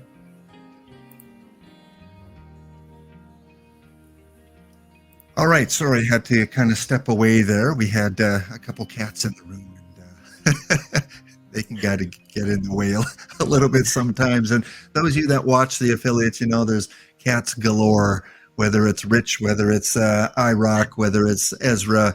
There are a lot of cats amongst the affiliates. Nap LeJoy, always a popular card in Perfect Team. 98 diamond. That goes to 3rd and 4th place. Quickly looking at the top 2 cards here. Tim McCarver, I know you can't run the models. Obviously much better against the right-handed pitchers. Really good catcher ability. Anything else to add about him? I just have a hard time seeing that one is likely to play.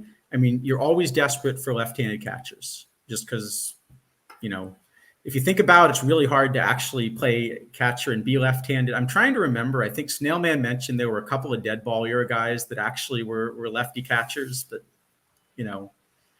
but even so, this just is pretty far behind all of the left-handed, all of the verse right catching options that you've got. So I think this and Nap, I think you could have made Fox the perfect, and I think he would have held up as 100. I think this card kind of would have held up as 100 probably, whereas these other 2, I think teams that get knocked out in the quarters are going to be happier than teams that get knocked out a little later on. Which very good point. Yeah, and again, for low diamond tournaments, like this is meta, right? This is what you want. Yeah. This is just going to be your best low diamond bat. And then anytime Randy Johnson comes out, especially when it's a perfect Randy Johnson, your eyes got to light up because one of the best pitchers in the game, dominant pitchers in the game, that stuff always is going to be high. We do have, some lower level Randys in the game, but as a reward winning card, how does this stack up? I know it's not as good as Sandy, but in terms of, your Grover, your Addie Joss, those other next tier pitchers, does he fit in there? So I'd have to get him in the database to really be able to check. I'm pretty sure I'd still rather the Addie Joss and so forth, but there are a few things about this card that are interesting. One is, first off, this is a left-hander, and that does matter. All the other cards you've been talking about, except Sandy, are righties, so it's a big difference to have a lefty. The home run prevention, especially, is going to be interesting. And some of the pitcher BABIP difference, I think this card will play a little better in league play than tournament play. The second thing is this is really a 2.5 pitch starter. So that means I'd start to get interested in this card out of the pen normally, even if he no longer ends up in a starting rotation. So I think chat's asking if this is the max for stuff. There was an Edwin Diaz last year that was over 200 stuff, like even the live Edwin Diaz. Oh, wow. I'm not sure what the highest is we've seen in 24 so far. And same with movement, any kind of the range of what the highest movements have been? I think this is close to as high as we've seen. I think we might have seen 128, I think is the max we've seen. So the pitcher BABIP and control are a little tougher. There's one thing that I think is kind of unfortunate about this card that I don't know quite how you deal with from a balance point of view. One of the things I think is fun is that all of these trophy cards are kind of things that you'd have fun running the rest of the game. Kind of like you mentioned your Eddie Matthews, there's a story behind it. So, it's kind of more fun to play that Eddie Matthews than if you had just gone out and bought one, right? Yeah. I think if you win one of these PTCS cards, you want to be able to keep playing this the rest of the game. And one thing I notice about this card is it's not a peak card. So at some point later in the cycle, the teams that, and most of the teams that end up winning this are going to be teams that probably will finish most of the key missions or whatever and have a chance to get the peak card. And so even if you kind of want this to be a fun end game card, there's going to be some point you end up replacing him. And I think the same is true with Koufax. It's also not a peak Koufax. So if you're investing 2 million points or whatever it is in Koufax, no matter how much you like that card, you're not actually going to play that card at the end of the game because the peak card is going to be better. And Mr. Black points out that he thinks maybe the 122 Gooden was one of the highest last year's for movement. Evil's Monkeys Bear says the Dibble 211 versus right. Not sure, if that rings a bell. And then Isadafo with the Tops Diaz had like 230 versus right, something similar. So the Tops, that's right. The Tops Diaz was enormous stuff. It is the case that at some point, sort of the numbers aren't all equally valuable. So, like having 185 stuff instead of 175 isn't worth as much as jumping from like 75 to 85. Right. All right. Well, let's go on to today's main set, and that is the Lou Gehrig tribute cards. And of course, one of the best players, even though you're a Red Sox fan, you must appreciate some of these old-time Yankee players. And we see his stats here, just over 8,000 at-bats, 1,888 runs. He hit 493 home runs. And imagine, what his numbers would have been if he could have continued his career a little bit longer. And so Lou, one of the greats, so fun that we get not just one card, we get 6 cards of Lou Gehrig. I guess it's 5. And let's start with the silver. Remember, we want to probably look at silver or iron. We want to look at iron tournaments. Is this a card that is going to maybe be a meta in iron tournaments? I know you may not play them, but just maybe an eye test or what your model shows. about the Iron Gehrig? All right. Yeah. So first off, I knew that I wasn't supposed to like him because of the Yankees thing, but I actually had not until today known about the Columbia connection as well. So cool. Because I guess he played in college apparently as well.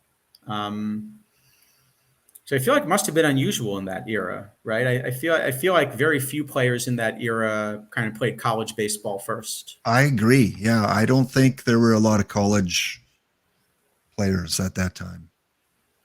He was a smart guy. He was an intelligent guy. Yeah. So it's a really splitty card, first off. So if you're looking at this as a two-way card, then I don't think this is the first baseman you want to run in Iron. I'm still running Adam Dunn, or maybe a platoon between Adam Dunn and Joe Adcock. And I think both of them are going to end up ahead.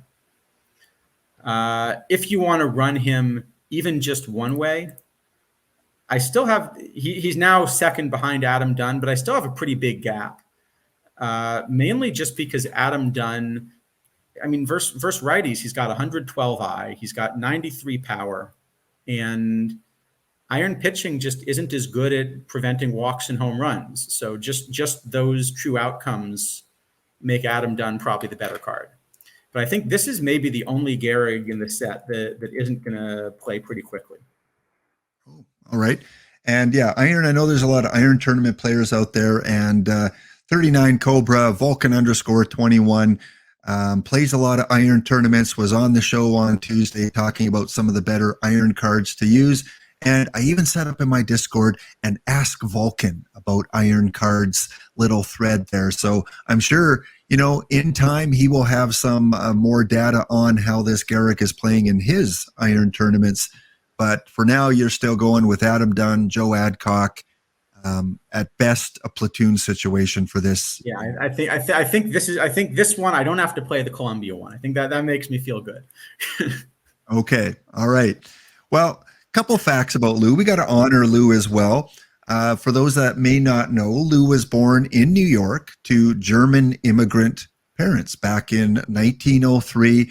His father migrated from Germany in 1885, and his mother came from a German family that had lived in the U.S. Growing up, Gehrig was exposed to both German and English languages and cultures, and that obviously influenced his upbringing and shaped his identity as one of the greatest players. So German ancestry sounds like a second generation or first generation German American with Lou Gehrig. All right, let's move to the bronze card. For those bronze tournament players, we got the 65 rated bronze. Again, extremely splitty, so you're going to have to use them most likely as a platoon player. Even there, are you going to use this over others that are out there at first base? Yeah, and I think even if you had to use him as a two-way player, you'd rather platoon him, but he's so good versus righties that even if you were forced to be a two-way player, this would probably still be now your best bat. So this one absolutely is going to be the meta card. You're going to run him against righties probably for a long time because you'll still be able to DH him for a little bit. I think this is just a card you want to run. Okay. The defense, you'll put up with the lack of defense at first base as well, I think. And remember, if you missed Dishnet's show this morning, he is going to be back on with a replay where you can pick up your 5 pack drops if you didn't get them from him earlier. He will be back on at 9 p.m. Eastern. He'll go through all the news. There was a ton of news about OOTP and Perfect Team, not just the Lou cards, but there is a lot more information you want to catch Dish's stream, either on video on demand or get the packs tonight. And with this Lou card, again, with new tournaments coming out, we are no longer going to have the bronze double elimination. As of Monday, we are going to the bronze, I believe, 32 quicks as the tournament. Yeah. So again, Lou, probably a card you want to pick up for your future bronze tournaments. Yeah, he'll definitely be in my bronze builds.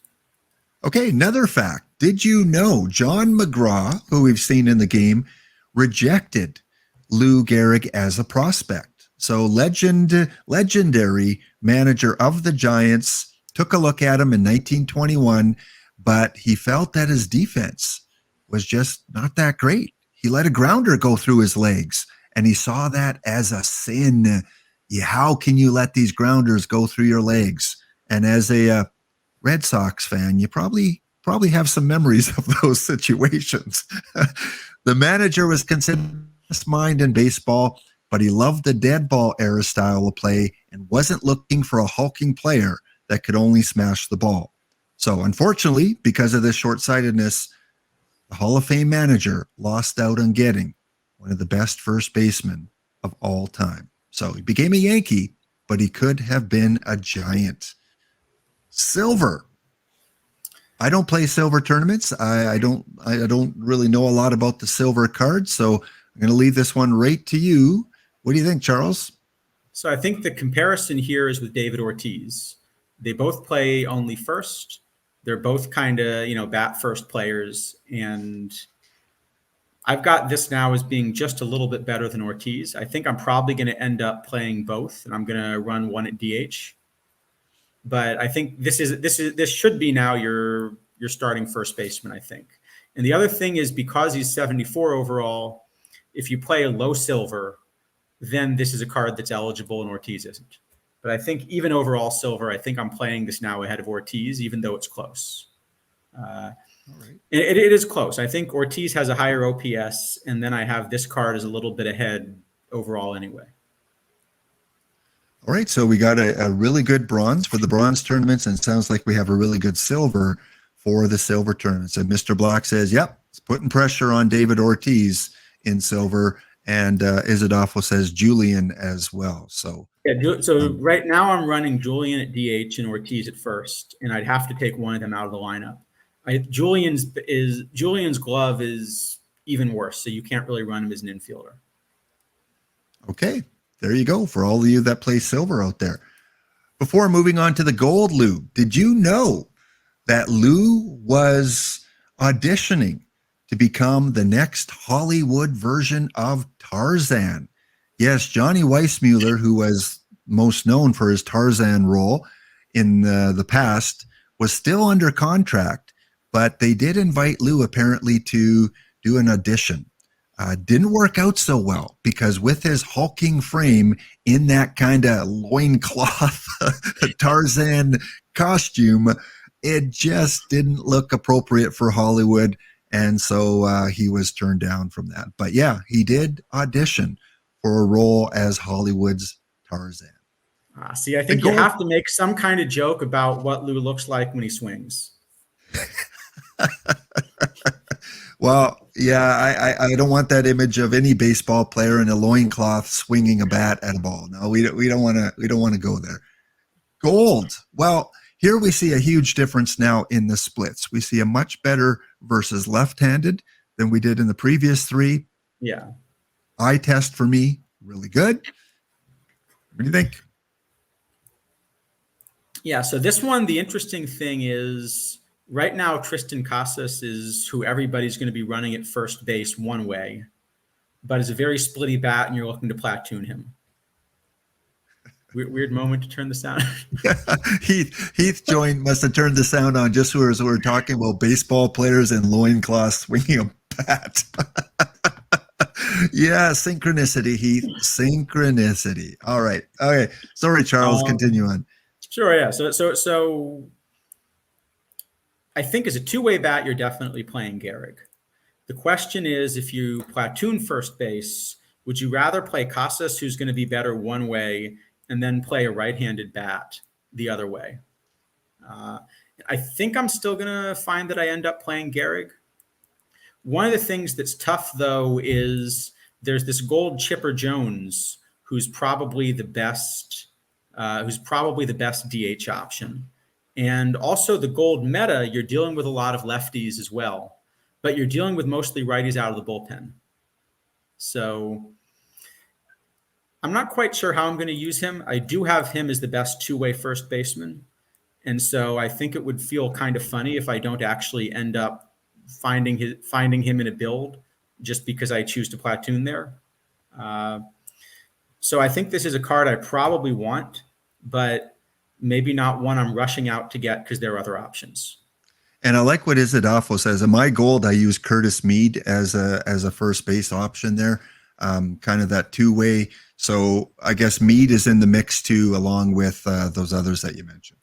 Yeah, and I think Mead also because as much as you're thinking about two-way players, you really are primarily thinking about lefties because that's what so much of the meta is right now. And Hawk Moon asks about Howard. Where does Howard fit in on gold? Where did I have Howard? I was running him for a while, but I think there are now just too many bats that are going to come out ahead. So there's the chipper, this Gehrig, like a Lance Berkman. I'd still rather run Tomei at DH, Tristan Casas. And then at first base, I think, again, you have some of these players that are just a little bit better across the board. Okay. Well, in a perfect draft, I mean, if you don't have those other options, Howard absolutely is someone that you can consider. Let's see. Next, Lou. Fact. Lou Gehrig once was offered to bench himself during a game. That's the kind of guy he was. In 1933, known for his consistency, he offered to bench himself during one of the games. He felt that he was not performing up to his usual standards, so he went to manager Joe McCarthy with the suggestion of replacing him. However, McCarthy refused Gehrig's offer and showed his faith in the player's abilities to keep him in the lineup. This incident highlighted Gehrig's humility and dedication to the team, as he was willing to prioritize the team's success over his individual performance. So that's the kind of guy Lou was, willing to take himself out if he wasn't doing well in the game. What a great ball player on the field, off the field. Diamonds always look nice. Diamond, that beautiful blue color. We see a lot of blue here, especially against the righties. How does he stack up in diamond tournaments, league play? Give us your take. Yeah, I mean, this is just the best bat in diamond now. And there's only one reason that you can't play this in league, which is that there's a perfect Lou Gehrig that got released at the same time. Okay. Otherwise, I think you'd be looking at, this is a league card also. So what you're saying is he's a poor man's Lou Gehrig? There you go. I mean, to give you an idea, previously the best bat I had in diamond was the future legend James Wood. And this is probably like a full war worth of bat ahead of James Wood. So this is going to be by far the best bat in diamond. Now, James Wood maybe is still a better card overall because he plays 3 outfield positions. And it's tough to find people that can adequately defend in the outfield and have a huge bat. But this is going to be the best bat in diamond. This is definitely a card that I'm going to be looking to get for kind of anything where I'm running diamond. I don't know what he's currently going for because this is also packable, right? Now, are you going to play him first base or are you going to DH him? Like when you say playing in diamond, let's say you're in diamond league in your league play, can you afford to play him at first base at that level? So that's a good question. I guess it depends who else you have. I think right now I've picked up like a cheap Boog Powell. And that's what I'm running just because kind of the price ended up being really good. And sort of as I was mentioning before, I don't think I need the best option at every position because my goal is just to give myself a lot of shots in the Diamond League playoffs. Hopefully eventually I win one and then I'm going to start, then I want to have built up resources where at that moment I can invest in some of the top meta cards. But yeah, I think at the moment, if I had this card, I think I would still run him over Boog at first base. You could even also think about DHing him. But I have this probably as the second best first baseman in the game right now, ahead of running Mickey Mantle at first base even. And the card that he's behind is, the other Lou Gehrig.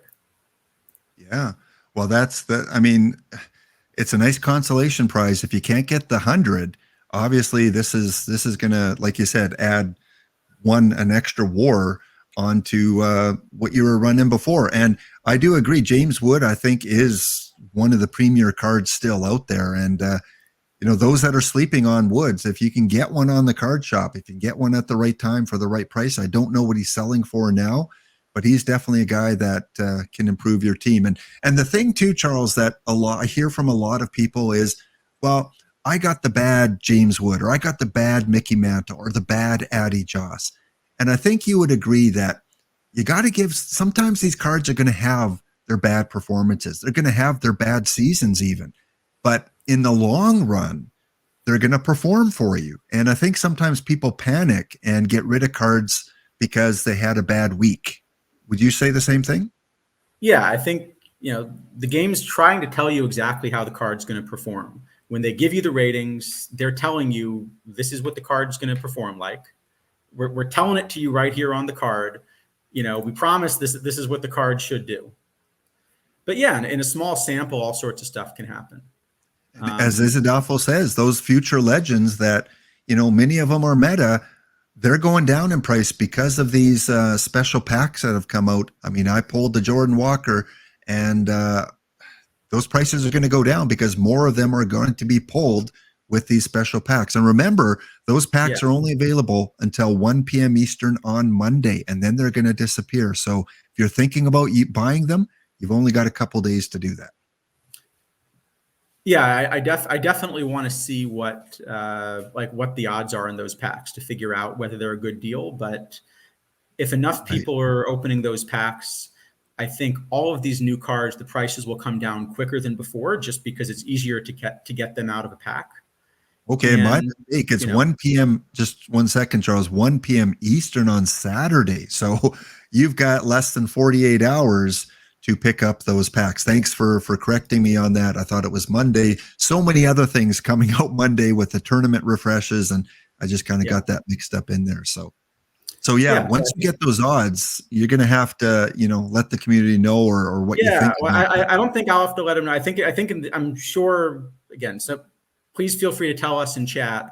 I'm sure someone's already run the numbers, because there are a few people that kind of do this and post it regularly in the main Discord. So I'm sure someone must have already done it. And I'm waiting for someone to post either here or in Discord that in one of those packs, they did pull this card here, because man, if you could pull this 98 Diamond Gehrig in those packs, oh baby. Yeah. And again, for those of you that are just coming in, those are the Spotlight packs that Dish announced earlier that are now available for 16,000 perfect points. You can get one of these where you are guaranteed at least a silver or higher from Future Legends 1, Speed Demons, Tops 2, or today's Lou series. So you're guaranteed at least a silver or higher, and they're all historical cards. Yep. So you're not going to be getting any of those live cards in these. Yeah, so it's a historical pack, except that they've replaced a guaranteed gold with a guaranteed new card that's at least silver. Okay. I think that's the way I'm reading it. Mr. Black is saying, hey, Fox Gehrig. So the tournament Fox Gehrig, platooning in Diamond. Could be that. I think if I had them both, I would just run one at DH because the bats are so good. But I could do that for a while. Yuskubao says that just pulled a perfect Topps Bly11 from the Spotlight pack. Congratulations. There you go. Well worth the 16,000 perfect points. So I overall, I mean, not looking at the odds and all that, I think it's cool. I think it's another way to enjoy the game, knowing you're not going to get a live card, and not like the historical packs where you get at least a gold, at least a new release. Even though it's silver, possibly, it's still one of the newer cards which might have some value. Yeah, I think. Look, it's a game for fun, so I think if this is a fun way to kind of have a better chance to get some of the new cards. I still think if there's a specific card that I'm trying to hope I get, there's just so many cards out there in packs that if there's just one specific card that this is the one you're desperate for, instead of ripping packs to get it, you should use the card shop and go after the card you want. But if you just kind of want to get a bunch of new things, then that's what the packs are good for. Yep. And again, it's boom or bust sometimes with a lot of these specialty packs, but it's something new. They haven't done anything like this before, and that's something that the community has asked for in the past is, hey, can we have other options of packs? And that's exactly what OOTP is providing, another pack option. So yeah, good on them. Well, last year we had this perfect Lou. I believe it was the only Lou in the game last year, and right out of the gates, it wowed us. Not only because of the ratings, but the card art. This was probably the first card that we saw some very unique, cool art with.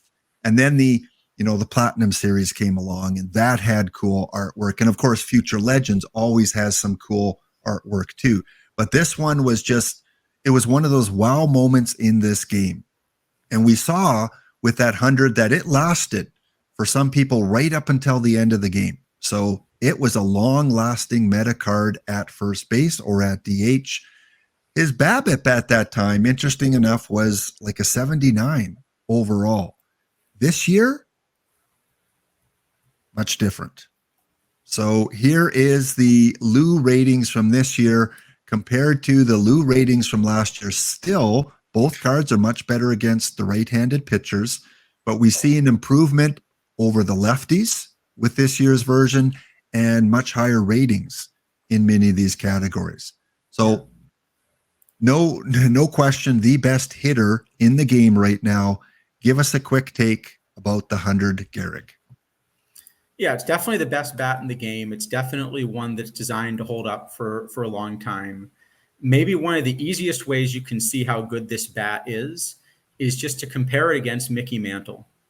And if you compare it against the Mickey Mantle that we have, it's just better in every single way, essentially, except for where it plays defensively. But significantly better. It's another, let me see, what is it? Probably another 10 to 15 points of BABIP.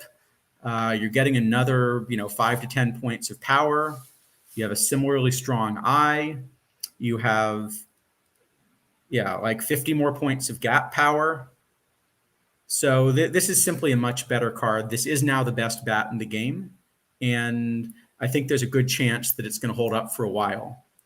This is also the reason we were talking about Eddie Matthews, can you eventually run Eddie Matthews at DH? Well, by the time you start running Eddie Matthews at DH, you're going to be competing with cards like this. And as good of a bat as Eddie Matthews is, this is just better in every single rating by an enormous amount, except power, where it's only a little bit better than the Eddie Matthews. Right. And here's also the Mickey Mantle that you talked about. I'm just showing on the screen for everyone now. And I mean, just the eye test, looking at Mickey versus Lou, no question that Lou is much, much better. The question I have is Mickey's, on sell order for $390,000. Because Lou came out today, do you think we're going to see a drastic drop in this price? That's a good question. It's tough to tell because since Mickey Mantle's a mission card, so I guess one of the things you always ask, let's say you had, $390,000. Should you buy Mickey Mantle? Well, part of the question is how much would it cost you to finish the missions? If you can finish the missions for less than $390,000, you should never pay 390,000 points for Mickey Mantle. You should finish the missions and kind of get a bonus one. Plus, you get these other nice things along the way. So I do think the prices for these will all come down simply because the more packs that get opened, the more prices have to come down. And just in our stream, remember that the Eddie Matthews, when I first showed it, was 550. It's already dropped 100,000. So you're saying is we should keep talking it down, and maybe eventually I'll get mine for exactly. The goal was to get you an Eddie Matthews, and it's dropped by probably 15% right now. So hey, there you go. another hour. I know what I'm doing on my stream tomorrow. I'm streaming until I get an Eddie Matthews for 200,000. If it's 10 hours, it's 10 hours. Okay. Well, folks, we are going to have our draw coming up. We are going to raid into EVC after this, and he's going to give us all the results from the Lou Gehrig mission.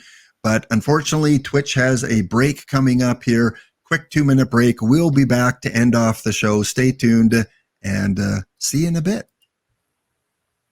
All right, welcome back in for our last 10 minutes here or so, and then again we will raid into EVC, who's got all the numbers crunched, all the details from his spreadsheets. He's done a pivot table, he's done everything you need to know, and he will let you know who won his contest for Guess the Set.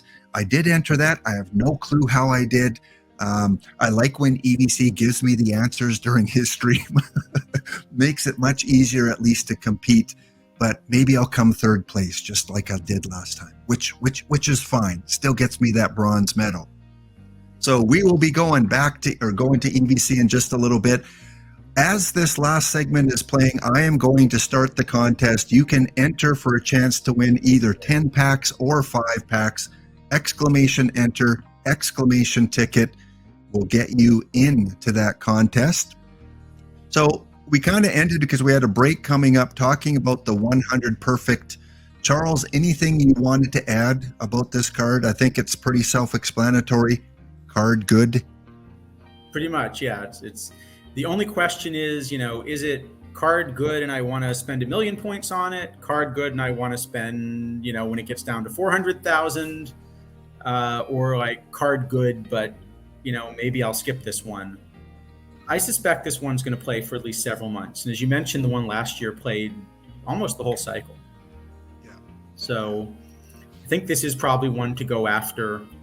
I don't know that I'm going to spend 1 million points on it. I think I'm going to try to wait for the price to come down a little bit and hope that, maybe with the spotlight packs, maybe it will actually come down a little bit. Yeah. We'll see. We may see some more of them being pulled. And of course, at some point, we're going to get those perfect packs that come out. So again, you have a chance of getting one there. I pulled my, card of the year so far with my Eddie Matthews. So, if I don't get one of these, that's fine. I've had success on at least one of the really good cards. And if anyone in chat has noticed one of these in their perfect league so far, just put it in chat. I'm curious if you guys are finding these starting to creep in, either the diamond or the perfect one in your league play, and maybe give us an update on how he's done in his first couple of games, because we always want to find that early information out. I'm sure we'll see a lot over the next couple of days. Well, we did have other cards too. We talked about this briefly earlier. I thought maybe you might want to bring some of these up if you want to screen share and highlight some of these. What your model shows as maybe some of the best cards that are silver or lower that were brought out today. So I was a little surprised because I thought, often when they do a drop like this is a way of having a little bit of power creep. And so often the answer is like 20 of these are going to suddenly appear in the meta, and these are going to be some of the key new cards. But as best I can tell, that didn't really happen. And just before, because we had a Gehrig question here, I want to get that out. EVC said, who do you platoon Gehrig with at first? I know Mr. Black said, if you get a chance to get the Jimmy Fox, that would be a good platoon. But other than that, who do you platoon with him? Honestly, right now, Gehrig. I think, it's one of the things where, it's worth remembering that just because a player is splitty does not mean that, you still want to actually look at those ratings on his bad side. And this Lou's ratings are so good on his bad side. And the same was true last year for a while. The ratings are so good on his bad side that you don't have to platoon him. Eventually I think there will be some really good right-handed first basemen that come in. But right now, this is just such a good card versus lefties also that you'd rather have him mash righties than mash lefties. But if I have one, I'm running him both ways. All right. And we're getting some people, New Zealand Breaks, Cubs fan Steve, saying that they are starting to see a Lou in their league, and he's only played a game or two. So, hard to judge those stats. But one, he's doing really well, hitting 400, and the other one he's hitting, he's got a 143 OBP. So very early results. All right. Let's get back to these other cards that were pulled today. Yeah, so I think there are actually only 2 of these that I kind of went and thought, I really should buy. Usually I expect there to be a lot. So I guess the 2 that are worth looking at are both pitchers. Now those of you that are on the card, Just wait, Charles, because you know what this is going to do? This is going to be a run on the card shop. That's true. Everyone's on the card shop right now, waiting. So what you're saying is I should race and buy mine first. Waiting for the picks from Charles that's going to cause these to be sold out. All right. So do you want to screen share maybe so we can see the ratings? All right. I really should have done this. I really should have bought my copy first. Clearly, that's the way I should have done this. But all right, and let me see. No misleading us, Charles. No saying this card's really good, and then he turns out to be the worst card in the game. Come on now, we've got dedicated players here. Yeah. No, but as you'll see, I have not bought my copies of these yet. So one of them, the model likes, which is a little bit funny shape, is this Lefty Gomez, is an iron pitcher. And you can see there are basically exactly three things he does well. He's got a ton of stuff. The pitcher BABIP's good for an iron and a lot of stamina. And look, if he were good at more than like 2.5 things, then he wouldn't be able to be an iron. But I think this is a card that probably is going to be playable in the iron meta for a while. So I've got him as being pretty runnable. All right. And And how's he doing on the card shop there? Take a look quickly. What's the Gomez going for? Changed already.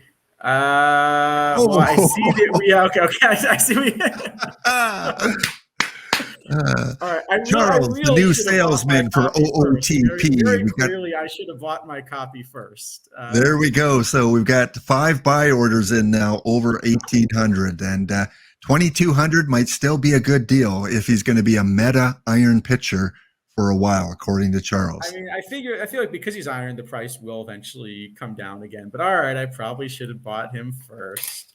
Should I race and buy the other one first? That's the question. Oh, right. No, there'll be plenty of them later on, Charles. Here's the other one I haven't raced and bought. And this is, I think, again, a similar looking card, but a low bronze. The up to 99 stamina, a little bit splittier, but also just a little bit higher on the pitcher BABIP, a little bit higher across the board. And so I think this is also a card. This isn't my top bronze starter, but I do have him as a top 5 bronze starter. And because he's 61 overall, I think this is a card I am going to find myself wanting to run in things like bronze floor caps and stuff like that. So I think those are two, that I think I'd want to look at. I didn't see a lot. How's he doing on the card shop? How's he doing on the card shop? Well, there are no more sell orders, so yeah. Check out the buy orders, Charles. Yeah, we got 9 buy orders. I'm not buying. All right. Clearly, the answer is for next week. The answer is clearly that I have to buy my copy first. Now we know.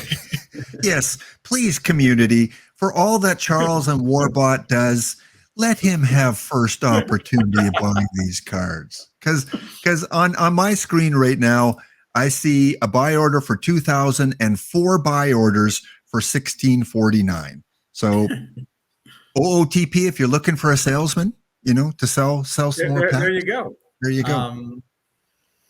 All right. Well, no, any others? They're irons and bronzes. I think a lot of these will get pulled. And actually, the more of these snapshot packs that there are, and the more not snapshot, the more of these spotlight packs there are, and the more kind of historical cards that come out, probably the more of these that'll be in the market. But I think those are maybe 2 good ones to spotlight. And of course, all the Lou Gehrigs, but you probably don't need me to tell you that those are good cards. Well, how about a hitter, though? You gave us a couple pictures from those 58 cards. Is there a hitter that kind of stands out? So there weren't any hitters that I looked at and said I immediately want to plug in my builds. I'd say the one that was closest, I feel like we're going to make the card shop go crazy every time we do this. And that's fine. That's fun. But I'm trying to find where it was. There was one of the new middle infielders that kind of was close, but even though he was close, just probably was still a little bit behind. I'm trying to find where I had seen him. Pokey Reese. No, I wish there were. I wish there were a good Pokey Reese. There needs to be. There needs Jody to be a Pokey Reed. Reese that is like 150 defense and like a Mario Mendoza level bat kind of thing. Okay, that's who it was. And so this is a card I'm not racing to get because I like a couple of the tournament options better. But this Frankie Crosetti, the card that this reminds me a lot of is the tournament edition Eddie Lake. So very similar shape, you can see. Here's Eddie Lake, who I do have. Where you've got a bunch of range, you've got a bunch of eye, and that's really the main feature of the bat, and kind of not much else across the board. And this Crosetti, a little bit worse on the eye, which was the main feature of the bat, but also has the 90 infield range, and the difference is that he can play both third base and shortstop. So if you're looking for a card that shape, then this is a card that maybe is worth getting just because he lets you back up two positions. If you're thinking about if you're looking for a two position backup and you want to play kind of a more defensive option, the other thing that a lot of people are doing right now is they're running this card. If you want a third base and shortstop option, this Bill Hall, where instead of a bat with a lot of eye, you're getting a bat that has more power. So that's kind of a little bit of a choice for what you're doing in terms of the era. So that Crosetti is probably the bat that looked most interesting, but I was a little surprised because often when there's a new card drop like this is kind of a way of getting power creep into the game. And so this is a way of saying, it's time for the irons to be a little better than they were at the release. We're going to release a new batch of irons that has a lot of good cards. And this didn't really look like it was a step up from the ones that had been released. And what are the orders like on him? I don't think he's selling like hot fire because I think I checked he was like 5,000 right now. Let's see, but we'll see if that that didn't seem to move the market too much. But to be fair, it was sort of a lukewarm sales pitch. Yeah. Yeah. We need like the Jim Cramer, like buy thing or something. Well, and that's a lot for a silver card.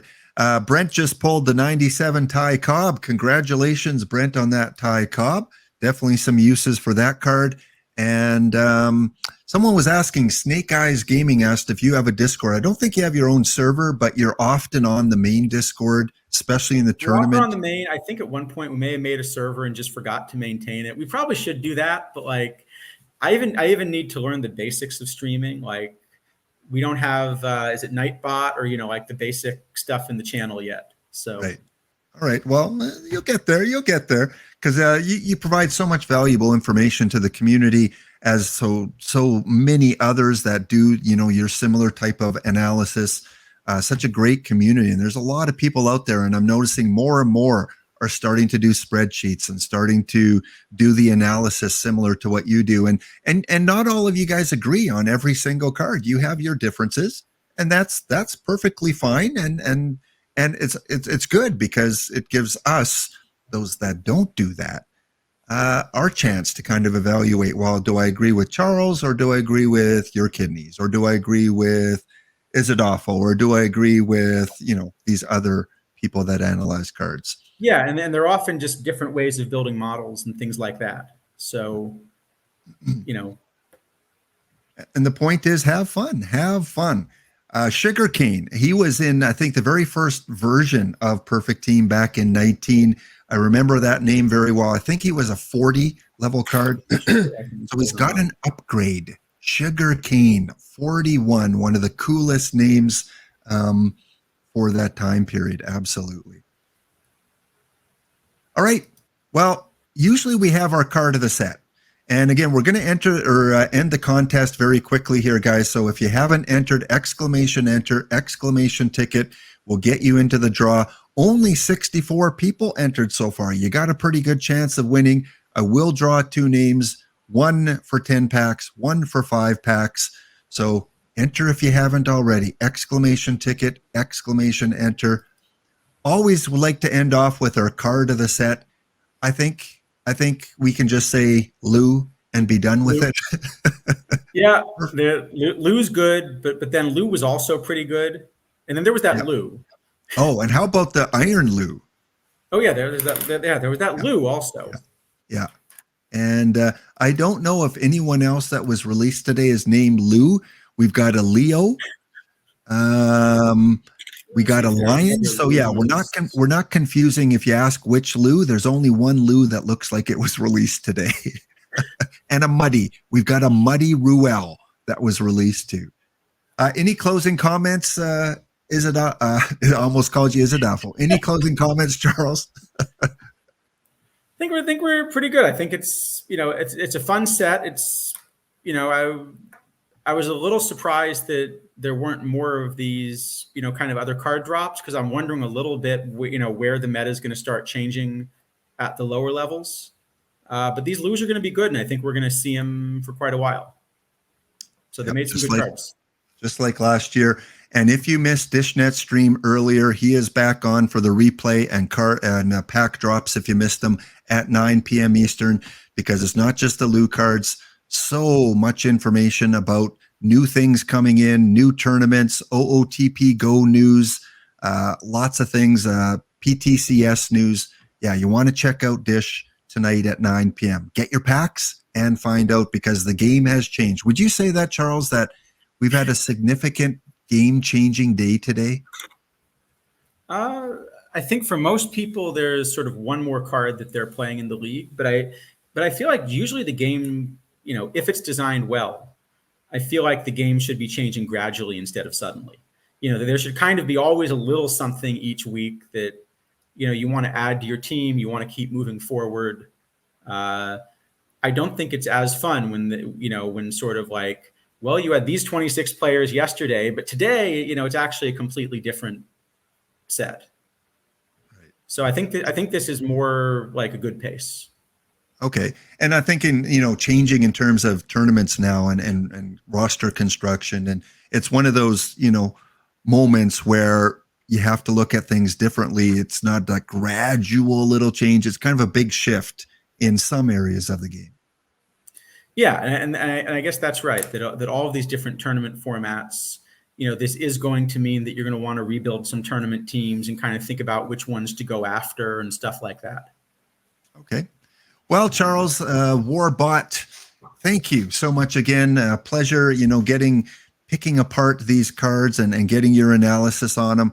And we didn't have, because it was focused on Lou, we didn't have this whole variety from different eras for high level cards, but I think you gave a lot of people some really great advice on how to approach the game and how to move forward in their long-term vision. So thank you so much for being on this week. Again, give Warbot, give Charles some love. Go check out his stream tomorrow, usually on, I think, early afternoon, I think is when you kind of come on Fridays. I think you've been trying to do, yeah. Yeah. So go check him out tomorrow. And once again, Charles, thank you. Make sure you enter the contest too. You deserve to win too. Okay. Thanks, Charles. All right.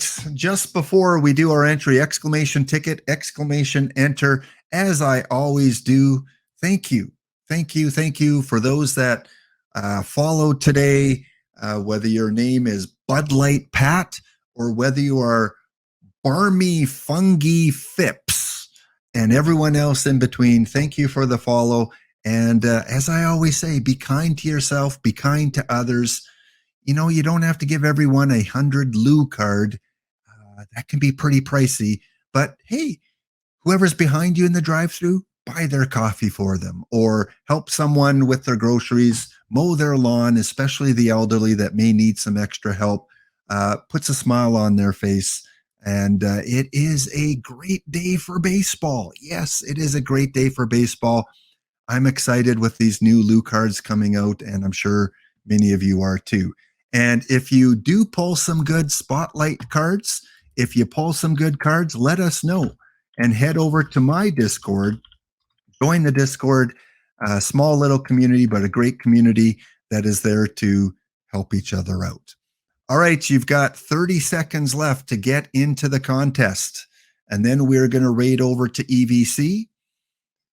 30 seconds, exclamation ticket, exclamation enter. See some familiar names. Who trying a ball? I see Machia Pet. I see Brynick. Con is here. Shifted. Yes, not Shift 3D. It is Shifted. And many others as well. All right, we're going to go with the 10-second countdown. 10, 9, 8, 7, 6, 5, 4, 3, 2, 1. Giveaway is closed with 91 entries. 91. Good luck. Make sure I get your perfect team username either in a whisper or in chat. 10 standard packs going out to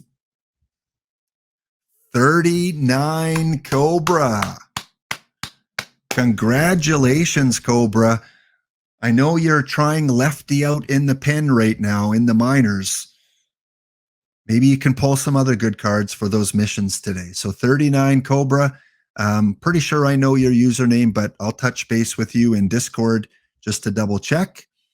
And let us know if you pull something good. Synchronicity. See, I set up a channel in my Discord for Vulcan, and he wins 10 packs. No, it is not rigged. The second winner of 5 packs is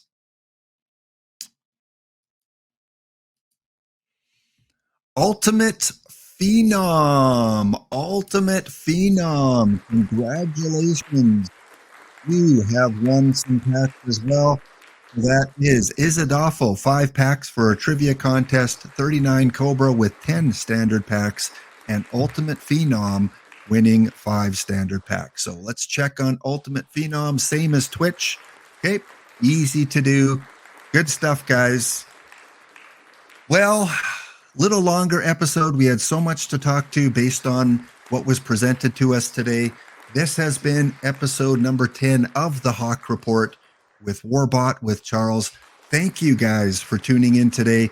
Lots of affiliates coming up, starting with EVC. I think I rock this. Yukarin, I think Kazami is on later. I believe we've got DA 186 coming on tonight. So many really quality streamers coming up. So don't go anywhere. I'm going to directly take you to EVC in just a few seconds. Thank you.